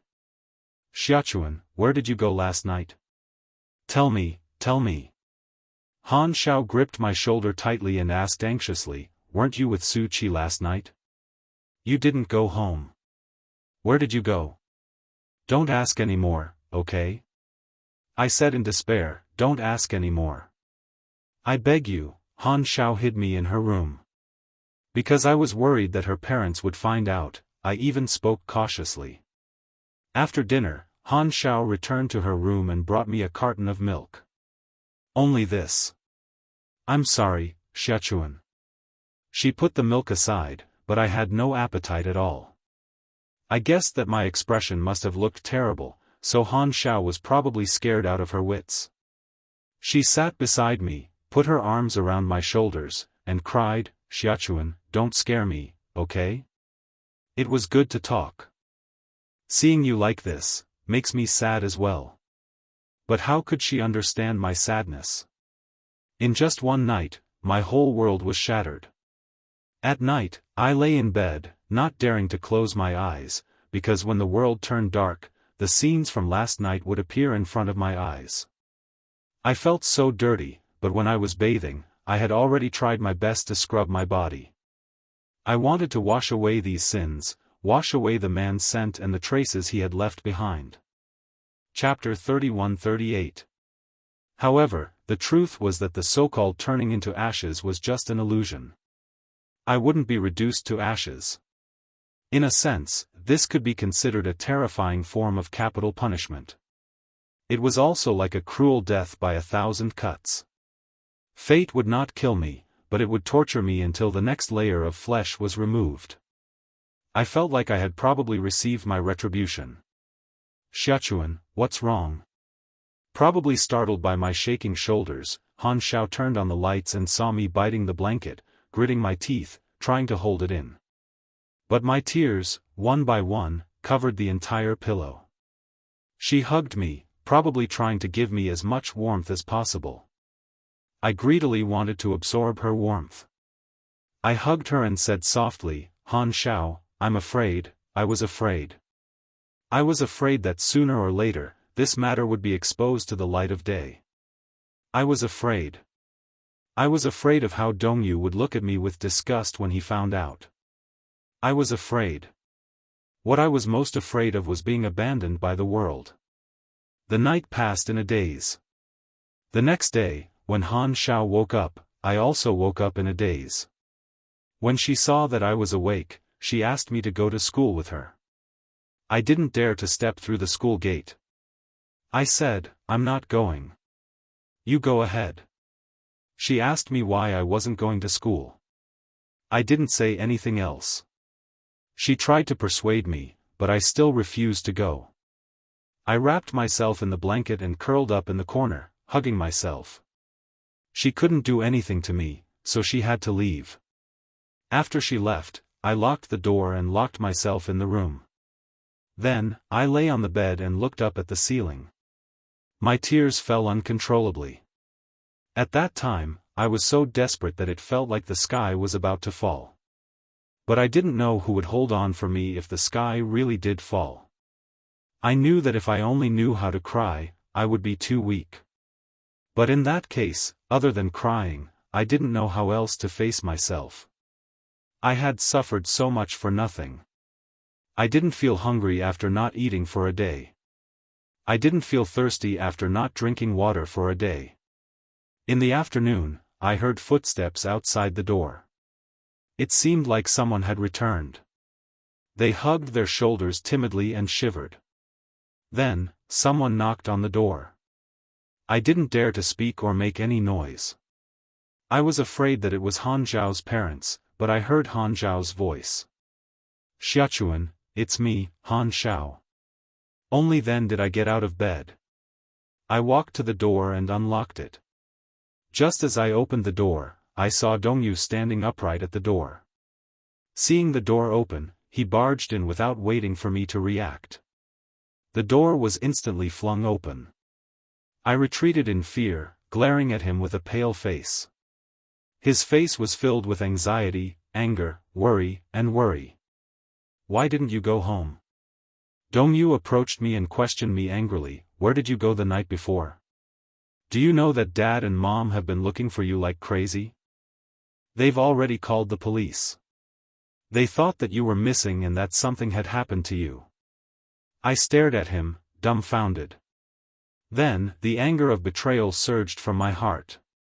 I looked at Han Xiao. Her thin body shrank to the side as if she was afraid that I would vent my anger on her. She didn't dare to look up at my eyes. "Don't look at him. This matter has nothing to do with her." As Dongyu spoke, he reached out to grab my arm. Chapter 31-39. I saw his face stiffen. His eyes froze. Why? Dirty. Dirty, I hugged my arms, not wanting him to touch me. I just didn't want to dirty his hands. I felt dirty. There were stains all over my body that couldn't be washed clean. In my heart, Dongyu was so inviolable that I didn't want to dirty his hands. But he seemed to have misunderstood me.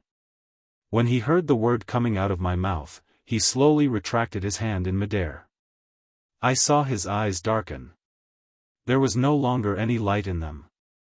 There was even an indescribable sense of loss. It was as if he was asking, "How did you become like this?" I couldn't stand the look in his eyes. I lowered my head and squatted down helplessly. I didn't know how long he stood there, nor did I know how long he had been scrutinizing me. I only saw him suddenly turn around and leave. Despite Han Zhao's repeated attempts to persuade him to stay, he left without looking back. Han Zhao chased after him out the door. After some time, she returned resentfully. She looked at me helplessly. "Xiachuan, what's wrong with you? You didn't say a word. You didn't even mention a word. What exactly happened that night?" I didn't say anything. I only knew that Dongyu had left. But I thought to myself, go as far as you can. Don't look back again. I didn't need him to care about me anymore. That night, I still didn't eat. Han Zhao couldn't persuade me otherwise. My indifference almost made her break down. Just as she was at a loss, her mother shouted outside the door, "Xiao Xiao, someone's looking for you." Han Zhao went out. A few minutes later, the door was pushed open again. However, I sensed that the footsteps coming in were different. I finally looked up and saw Su Qi walk into the room with a pale face. When he saw me, he stood there in a daze for a long time before he walked up to me and squatted down. He reached out and wanted to hug me. Surprisingly, I didn't push him away like I had pushed Dongyu away. I only remember that when he was about to hug me, my mind was blank. I couldn't think of anything and didn't dare to think of anything. But later, I realized that perhaps at that time, I needed a warm embrace too much. The warmth I wanted, Su Qi couldn't give me. However, I didn't dare to hope for the warmth that Dongyu could give me. Other than Su Qi, I didn't know anyone else who could give me such warmth. When he hugged me, my tears flowed out of my eyes like a broken dam. I couldn't hold them back any longer. Perhaps it was my tears or my suppressed sobs that made him feel as if a knife was being twisted in his heart. He hugged me tightly and sobbed, "It's my fault. Don't cry." The more I heard this, the more I cried. I asked him, "Why did you leave me behind yesterday?" He asked almost impulsively. His entire body froze, as if all the blood in his body had frozen. To him, these words were undoubtedly a knife that pierced his heart. He rubbed my shoulder guiltily, his voice trembling badly. "It's my fault. I shouldn't have left you behind yesterday." I asked him repeatedly in despair, "Why did you abandon me? Why? Why did you leave me behind?" "Su Qi. I didn't toy with you. I really didn't." Chapter 3140. Su Qi hugged me and apologized profusely, at a loss. "I'll never leave you behind again." I cried even harder, thinking, how great would it be if I could turn back time. But there was no medicine for regret in this world, much less a time machine. I couldn't travel back in time, much less start over. But I didn't blame him. Because I was the one who brought it upon myself. Perhaps it was because I was an extreme person in my bones.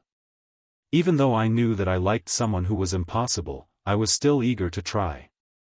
I repeatedly questioned this proposition, and in the end, I got myself bruised all over. Su Qi was also a victim. What right did I have to blame him? That night, he accompanied me home.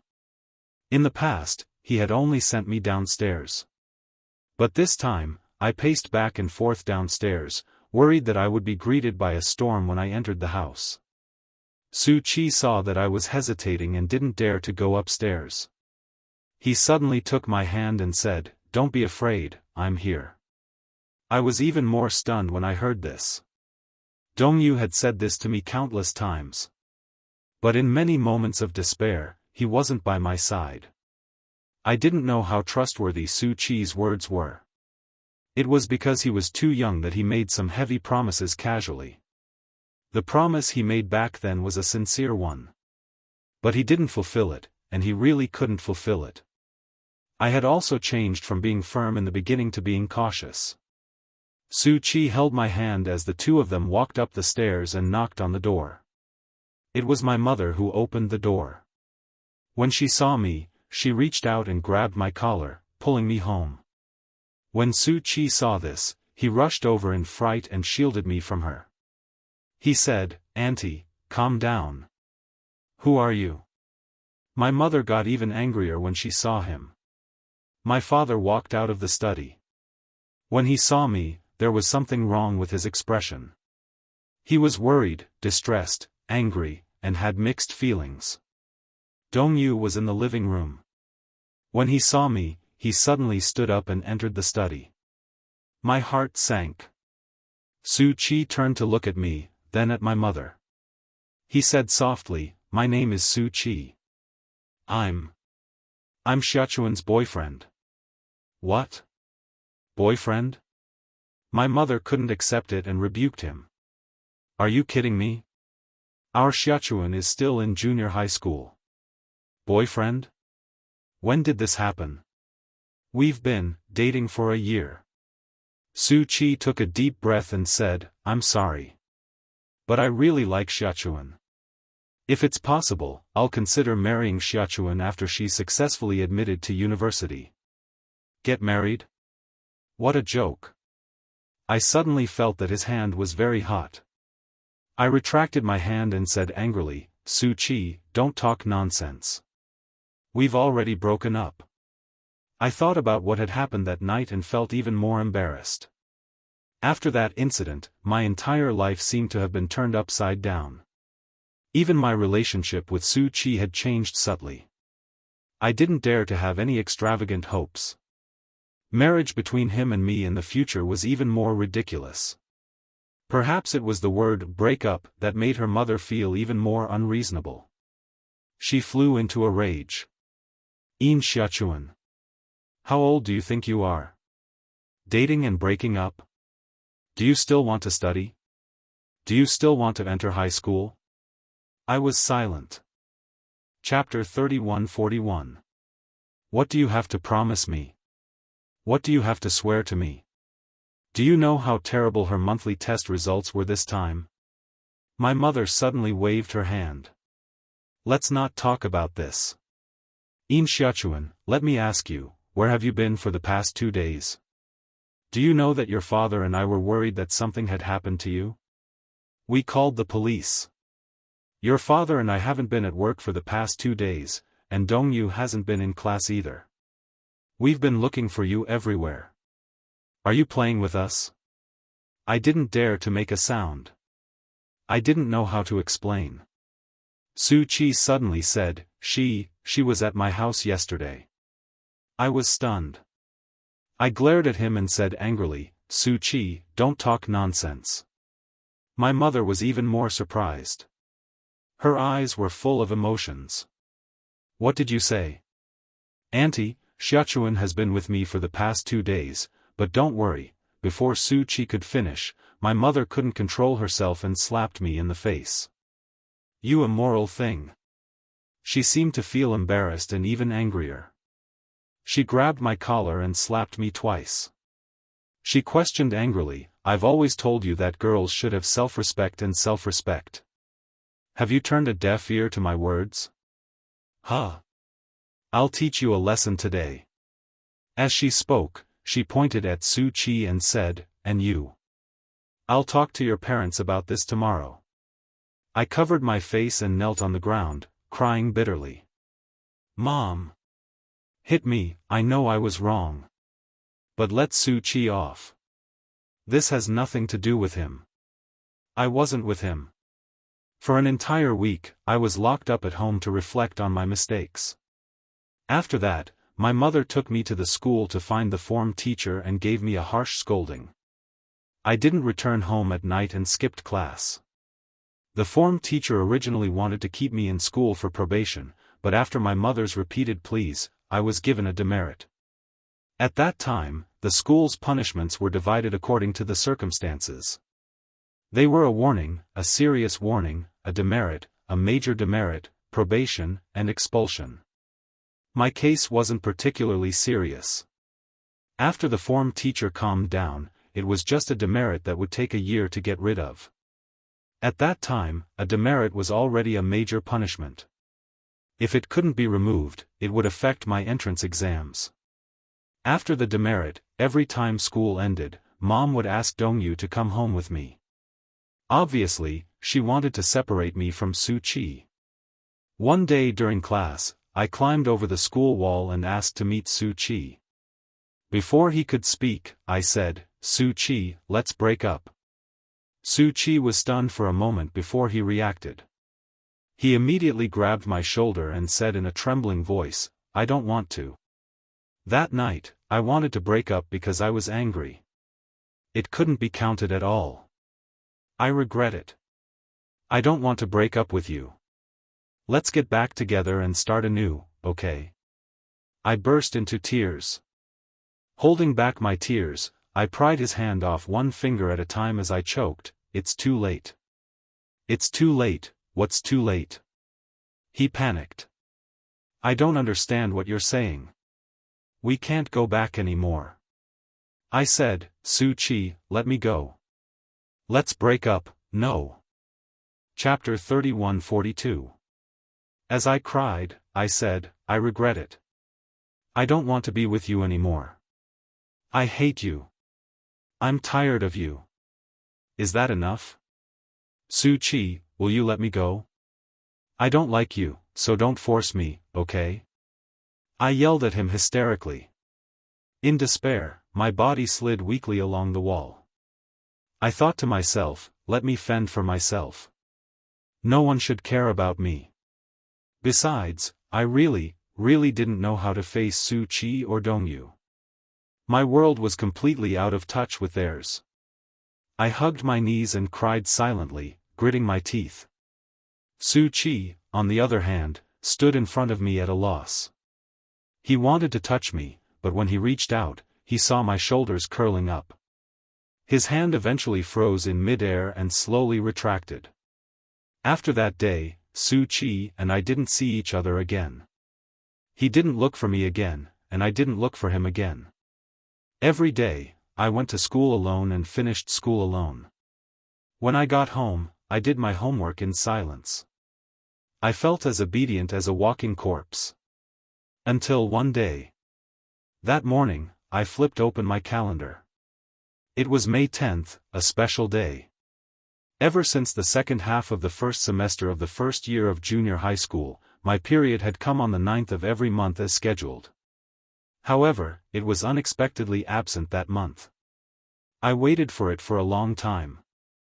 Even after a long week, it still didn't appear. I panicked. In junior high school, although we were ignorant about the matters between men and women, we already had a vague idea. I already knew that what was supposed to come would come. If it didn't, something must have happened.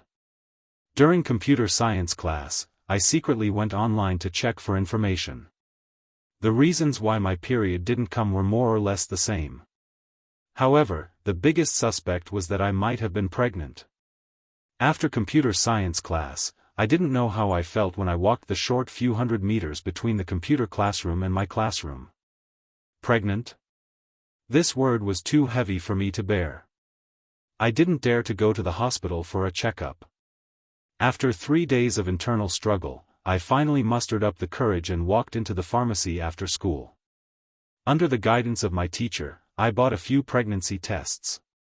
God knows how I walked in and how I left. From the beginning to the end, I kept my head down, not daring to meet the strange gazes of those people. However, I could still hear many people whispering behind my back. They were all talking about how children nowadays were. She was so young, but she got pregnant. She had no self-respect at all. Kids these days are really amazing. When I was her age, I didn't even dare to hold a boy's hand. Like an army deserter, I ran out of the pharmacy. I don't know. I didn't know that such a thing would happen, and I didn't know that there would be such a thing as an accidental pregnancy. I don't understand.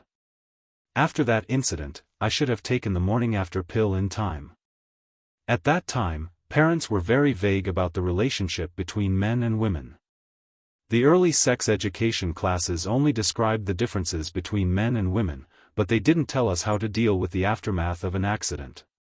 My mother only told me not to fall in love at an early age, but she didn't say that I would get pregnant after sleeping with a boy.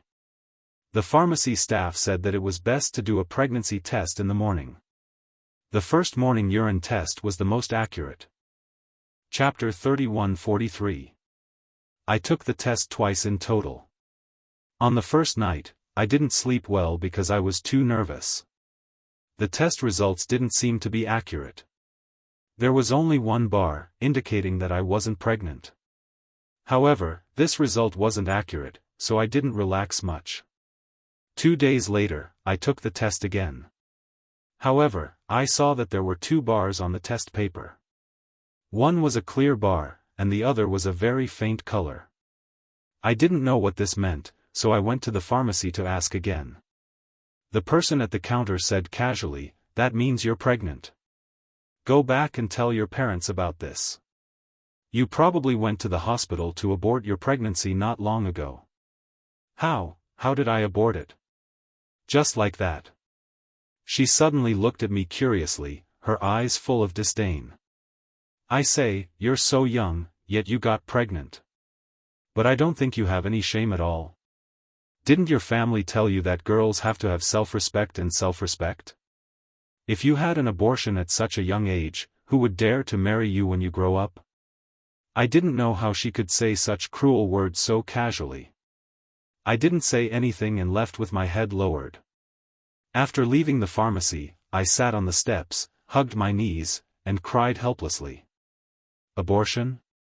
An abortion should cost a lot of money, right? But I couldn't afford that much money. This news was like a bolt from the blue. I felt like I was in hell, isolated and helpless. At that time, the only person I could think of was Han Xiao. When I returned home from school, I suddenly pulled her aside and stammered, hesitating to speak. She saw that I was talking about something else with a strange expression on my face. I couldn't string together a coherent sentence for a long time. She was a little anxious. "Xiaochuan, what's wrong? What's the matter?" "Han Xiao," my voice trembled violently as soon as I spoke. Perhaps she had also noticed my strange expression, so she finally looked at me seriously. "What's wrong?" I think I'm pregnant." My voice was like a mosquito's. Every word was squeezed out from between my teeth. When Han Xiao heard this, her expression changed drastically. Her eyes widened in disbelief. "What? I haven't had my period in a long time. I've taken 2 tests and I think I'm pregnant. What should I do? Do you know anything about this? How did she get pregnant? You and that man?" She stopped abruptly. She was afraid that she would agitate me, so she asked, "Didn't you take any precautions?"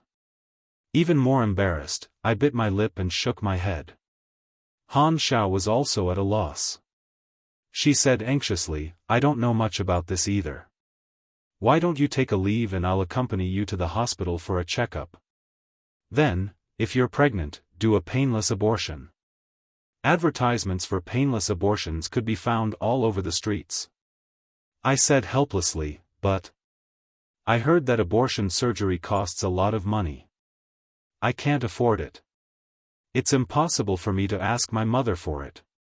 She won't give it to me. If she asks for the reason, I can't say, she'll definitely break my leg." Han Xiao immediately calmed me down. "Don't be nervous. I'll ask around for you. There should be other ways besides abortion. Don't worry.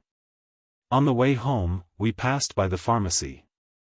Han Xiao asked me to wait for her there while she ran into the pharmacy. 15 minutes later, she walked out with a red face and a box of well-packaged medicine in her hand. Chapter 31:44. Holding back her anger, she handed the medicine to me and said, "The pharmacy staff said that if you're not pregnant for long, you can use medicine to induce an abortion." "Xiaochuan, do you still remember the last time you had your period?" I stuttered, last month.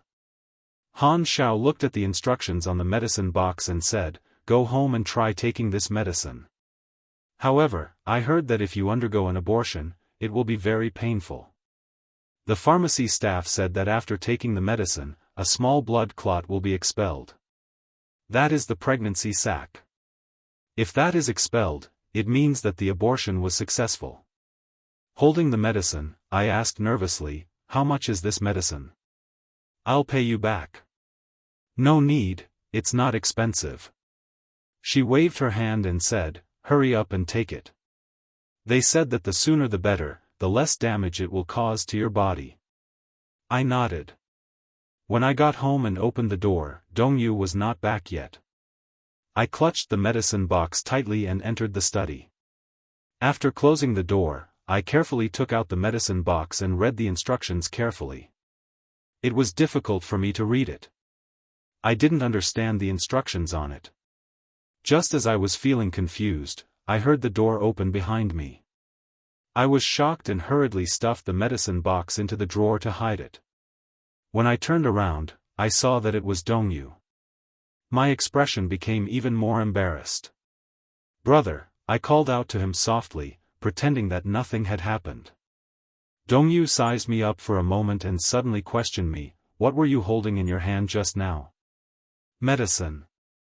I subconsciously let it slip.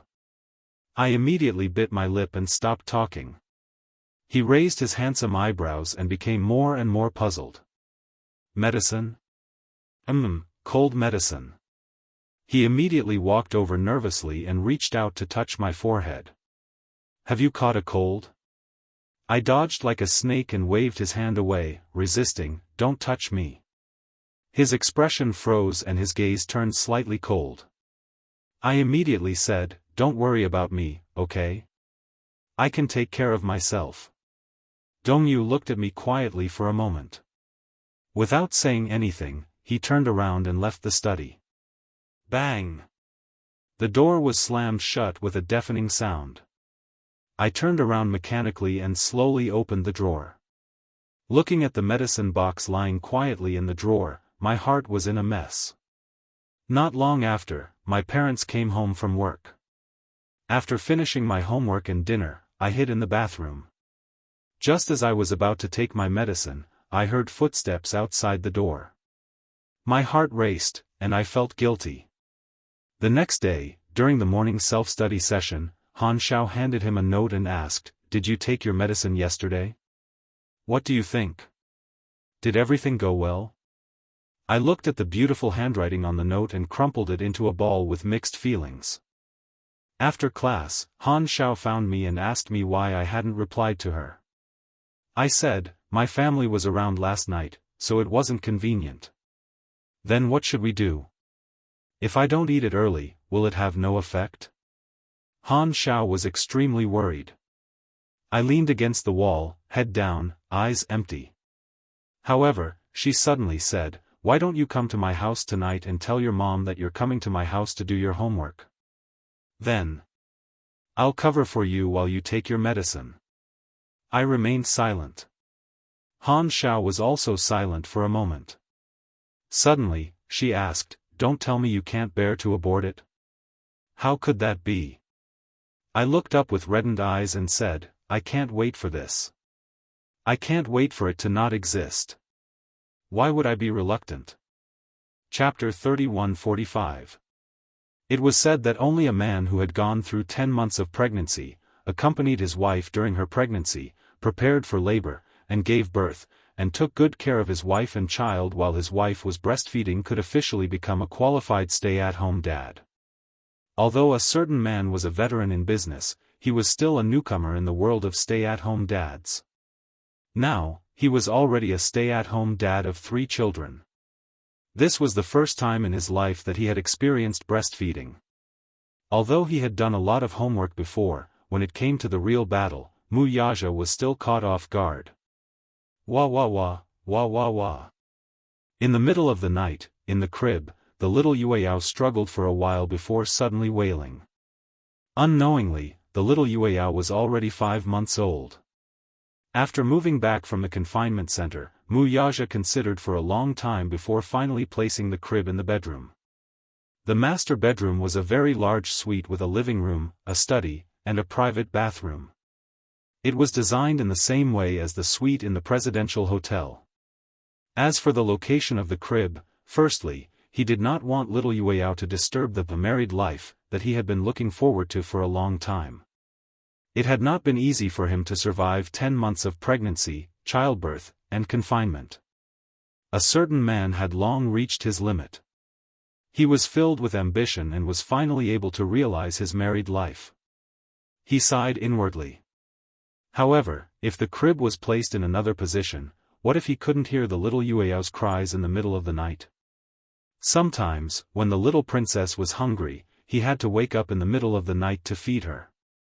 Wuxia considered for a long time before finally deciding to temporarily place the crib in the bedroom. In the past few days, because of the wedding preparations, he had been racking his brains. During the day, he was busy with the company's affairs. When he returned home at night, he had to personally participate in the wedding design. No matter how big or small, he had to personally look over everything. He had to repeatedly confirm and modify a plan several times before it was approved. At night, on time, at 2:00 in the morning, the little Yueyao would definitely kick her little legs and ask for milk. It was as if the little one's arrival was to overdraft his excess energy. It was very rare for Xianxia to get up to feed the babies. Her physique was not very good. If she got up in the middle of the night, she would not be able to fall asleep again. After the confinement period, she still had to pay more attention to recuperation. After all, childbirth was quite damaging to a woman's vitality. Therefore, every time before going to bed, Xianxia would use a breast pump to store enough milk in a milk bottle and place it in the refrigerator to cool. When the little Yueyao wanted to drink it, Wuxia only needed to warm it up. As for her, all she had to do was to put on her earplugs and rest. At first, when Wuxia suggested that he would be the one feeding her at night, Xianxia had some misgivings. After all, his work was not easy. He had to get up in the middle of the night to take care of Xiao Budian, which was too strenuous. However, Wuxia said that, not to mention that Xianxia had just undergone surgery and still needed to recuperate, he enjoyed his passion for this job. However, a certain man had other plans in his heart. It was said that children at this age would start to recognize people. If he took care of her more, when she slowly grew up, she would definitely be the closest to him. Therefore, with this selfish motive, a certain new stay-at-home dad started his real life of taking care of a baby. Chapter 3146. Over time, he had figured out the pattern of his little princess. Usually, around 2 in the morning, this little princess would be hungry. Her biological clock was excessively accurate. She couldn't be a minute earlier or a minute later. Speaking of which, this little Yueyao was quite interesting. She was still a small ball of glutinous rice, but she already had the demeanor of a queen. Whenever she cried, if he didn't rush over immediately to coax her in his arms, her cries would become louder by a few decibels if he was a few minutes late. Wuxia woke up at once when he heard her cries. He immediately got up from the bed and, with his slightly messy black hair, shuffled over to the crib as if he were sleepwalking, as if he was familiar with the place. This route had already become a subtle influence on him. The moment he heard the cries, he instinctively felt his way over without turning on the lights. Little Yueyao's cries grew louder. Wuxia squinted his sleepy eyes and hugged the soft little fellow in his arms. He coaxed her gently, "Yes, yes. Your Majesty, this subject came too late to rescue you. This subject deserves 1,000 deaths. This subject knows his mistake. Your Majesty, please forgive this subject. When he opened his mouth, his voice was extremely hoarse. The sensor lights lit up. He looked down and saw that little Yueyao's little face was red from crying as if she had been greatly wronged. Mu Yaja carried her into the living room. There was a crib in the living room. He placed her in it first, then quickly took out a milk bottle from the refrigerator. He quickly heated it up and shook it. Then, he walked over to the crib and carried Yueyao. She was still crying so hard that her little mouth was wide open. Mu Yaja took the opportunity to stuff the pacifier into her little mouth. Little Yueyao almost instinctively sucked on the pacifier. Her two tender little hands hugged the milk bottle just like that as she sucked on the milk. In the beginning, when they were changing the milk bottle, little Yueyao was a little unhappy. When it was stuffed into her mouth, she turned her head from time to time and rubbed against it, refusing to drink the milk obediently. Speaking of which, there was a slight difference between a milk bottle and a human's breasts. Hence, little Yueyao was very disdainful of the milk bottle. However, when it came to this, Yu was smart. He found a spare milk bottle and poured Coke into it. Then, he stood by the crib and started to drink the Coke with relish in front of little Yueyao. Why else would there be a saying that out of someone else's pot was always the best? Little Yueyao was only a few months old, she already knew this. Hence, when she saw him hugging the milk bottle with relish, her originally tearful eyes. Her eyes widened in curiosity as she watched Yu sucking the cola from the milk bottle. Craving for it, she reached out her chubby little hands, wanting to drink it. Yu deliberately refused to give it to her, so little Yueyao grabbed his hand and asked for it. Yu waved the milk bottle in his hand to show off. He had an arrogant look on his face and refused to let her drink. Little Yueyao became anxious and started to cry loudly. Seizing this opportunity, Yu swapped the milk bottle and stuffed it into her arms. Little Yueyao was satisfied. She hugged the milk bottle and stopped crying. She smiled with tears in her eyes. Mu Yaja quickly took the milk bottle and fed it to her. Chapter 31:47. Thus, Yunshishir had no choice but to squeeze the milk into a milk bottle and store it in the freezer. This was a good thing. After all, when little Yueyao drank milk, it often hurt her. Using a breast pump to suck the milk out would make her feel better. Thus, as time passed, little Yueyao started to drink milk from a milk bottle in advance. Mu Yaja carried Yueyao to the sofa and lowered his head to watch her drink milk. Little Yueyao's eyes were red from crying earlier, as if they had been dyed with rouge. With tears in the corners of her eyes, she hugged the milk bottle as if she had walked in the desert for several days and nights and finally found a clear spring. She drank it in big gulps as if she was thirsty. What a greedy little kitten. Mu Yaja gently scratched the tip of her nose. His heart felt as if it had been filled to the brim.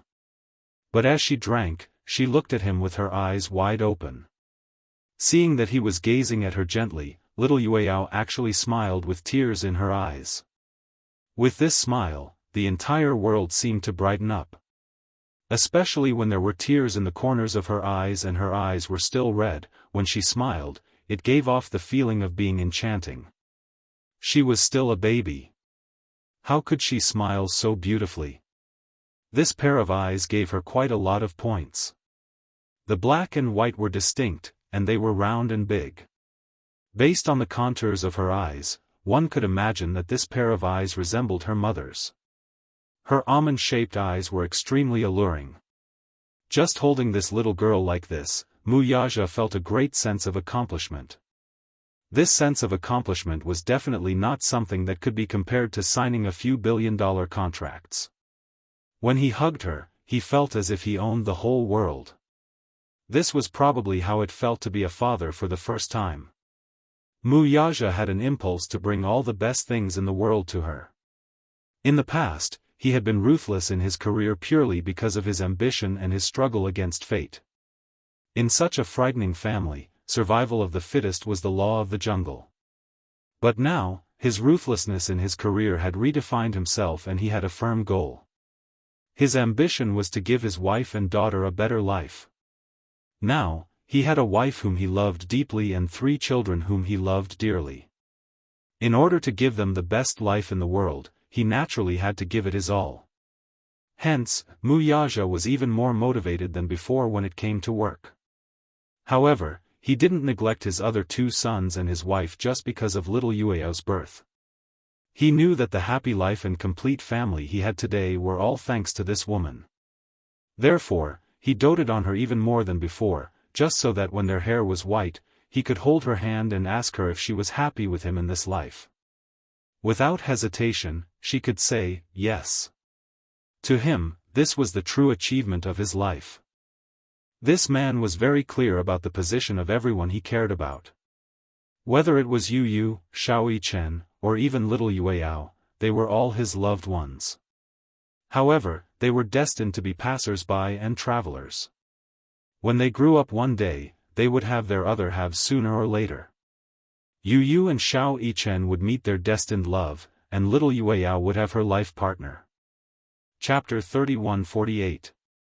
When it was time to feed, Yu got up and went to the bathroom. When he walked out of the room and passed by the living room, he saw Wuxia sitting on the sofa and feeding Yueyao. He immediately woke up and ran over to Wuxia's side.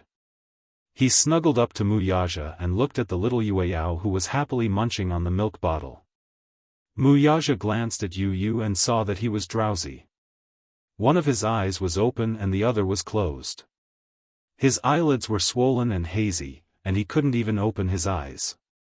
He couldn't help but say unhappily, "Go to sleep if you're tired." "No, no. I want to watch over my little sister." Wuxia snorted coldly and shielded the little Yueyao.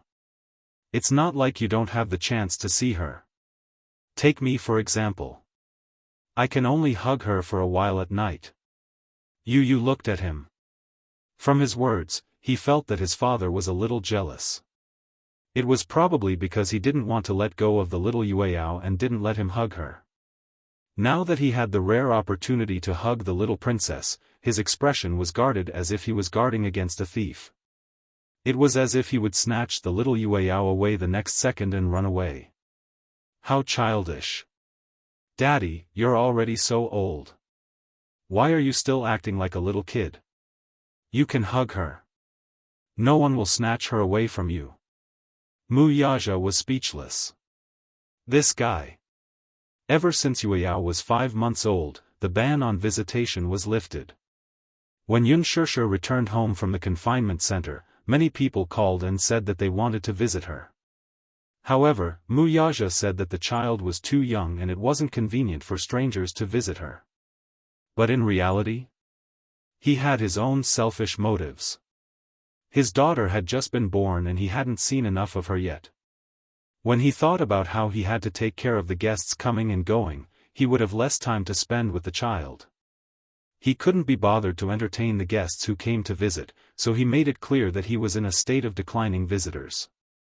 When the little Yueyao was a little bigger, his excuse would no longer be valid.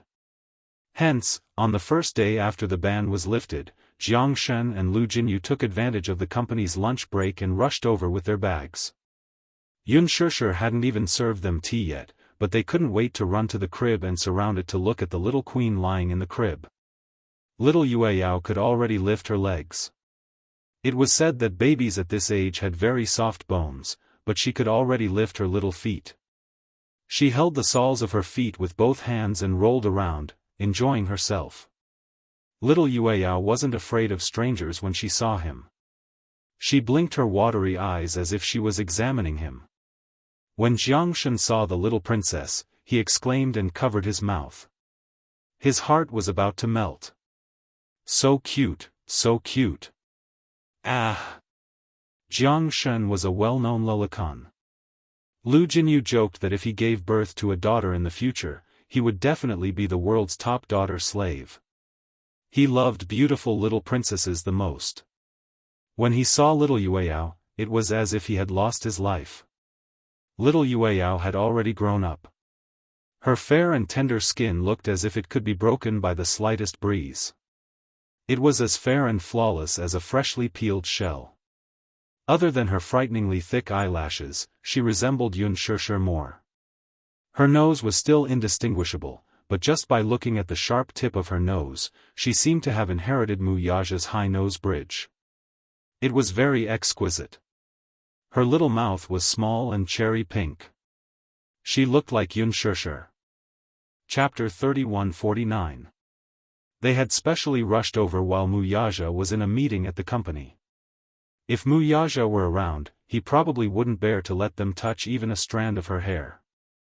Unspoken saw Jiangshan's eager expression and then turned to look at Lu Jinyu, whose eyes were glistening at the side. How could she bear to reject them?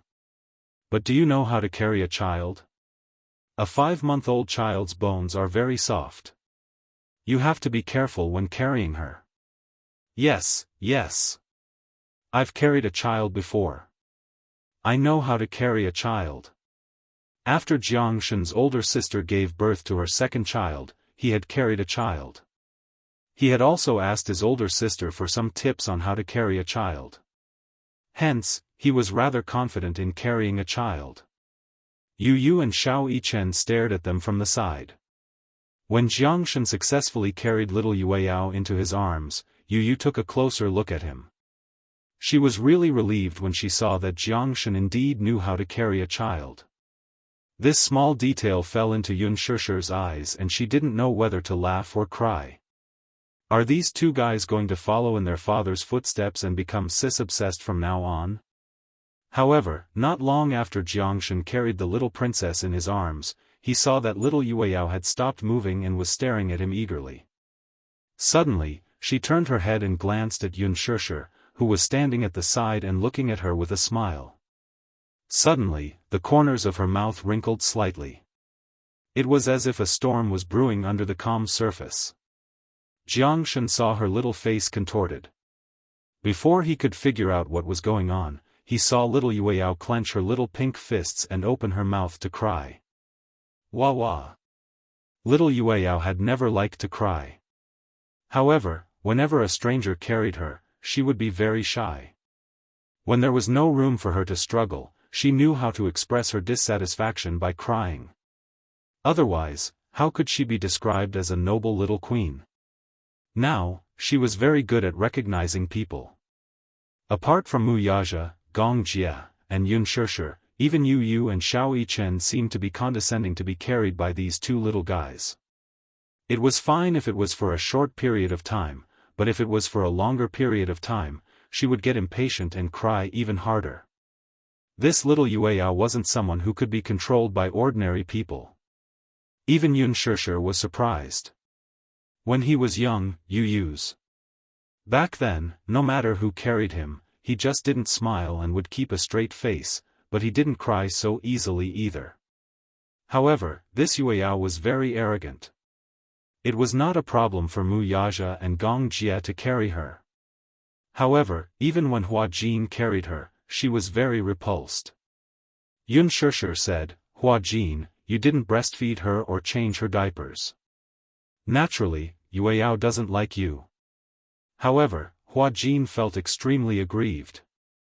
He wanted to change her diapers, but there were always people lining up to do something like changing diapers.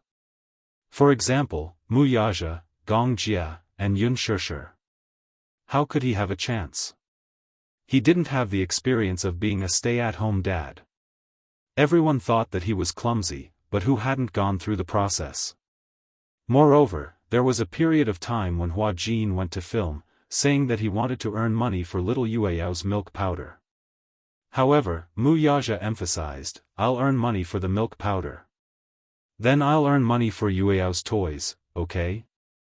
Chapter 3150. However, Jiangshan felt aggrieved. How long had he held her in his arms? It hadn't even been half a minute. Why was she crying so hard? She wasn't giving him any face at all. Seeing this, Yu Yu finally felt satisfied. He was overjoyed. I knew it. How could little sister be so easily hugged? My little sister is very prideful. Not just anyone can hug her. She's very shy with strangers. If she doesn't like someone, she won't even let him hug her for a second. He emphasized the word, someone she doesn't like. Jianghu felt that he was being attacked for no reason. He protested innocently, I've only just met the little princess for the first time. If it weren't for boss, I would have won the little princess's heart long ago. You, what are you talking about? You're not loving at all. Why aren't you comforting Uncle Jiang? Instead, you're gloating at his misfortune. Because he can't hug little sister for long. If he hugs her for too long, she'll cry too. He doesn't give her any face at all. Xiao Yichen mercilessly exposed him. Yu Yu's smug face instantly darkened. His little face fell as he rebuked Xiao Yichen, do I need you to expose me? You make it sound as if you can hug her for a long time. I deliberately timed it last time. Xiao Yichen said self-righteously. I hugged Yueyao for 3 minutes and 11 seconds before she cried. Yun Shishir found it interesting and asked, then how long did you persist in hugging little sister? 1 minute and 59 seconds. Xiao Yichen put his hands on his waist, feeling very proud of himself. Yu Yu's face darkened even more. He glared at Xiao Yichen angrily. Lu Jinyu found the two little fellows too adorable. He was convulsing with laughter at Xiao Yichen's serious tone. These two little fellows were too funny. Little Yueyao saw that they were chatting happily and seemed to have neglected him, so he cried even louder. Yun Shishir was about to say that she would take over when Lu Jinyu volunteered, let me try carrying him instead. Jianghu refused. Lu Jinyu said, you must think that you'll lose face if Yueyao laughs if I carry you. Are you scared? Who said I'm a coward? Jinyu, it's the same even if you carry him. This little guy is very good at recognizing people. If you don't believe me, you can try. Naturally, Lu Jinyu refused to admit defeat. He walked forward and carefully took the baby Yueyao from his hands. As soon as he took the baby, the Yueyao saw that it was someone else. However, when it opened its eyes and saw that it wasn't the person it wanted, it seemed to be angry and cried louder. It even raised its two stubby legs and kicked Lu Jinyu fiercely. How much strength could a 5-month-old baby have in his legs? Moreover, Lu Jinyu often worked out and had a lot of strength in his arms. Her kick didn't hurt or itch at all. He didn't feel anything at all. However, it was obvious that the little fellow was very repulsed by him. Jianghu was smug when he saw this. See?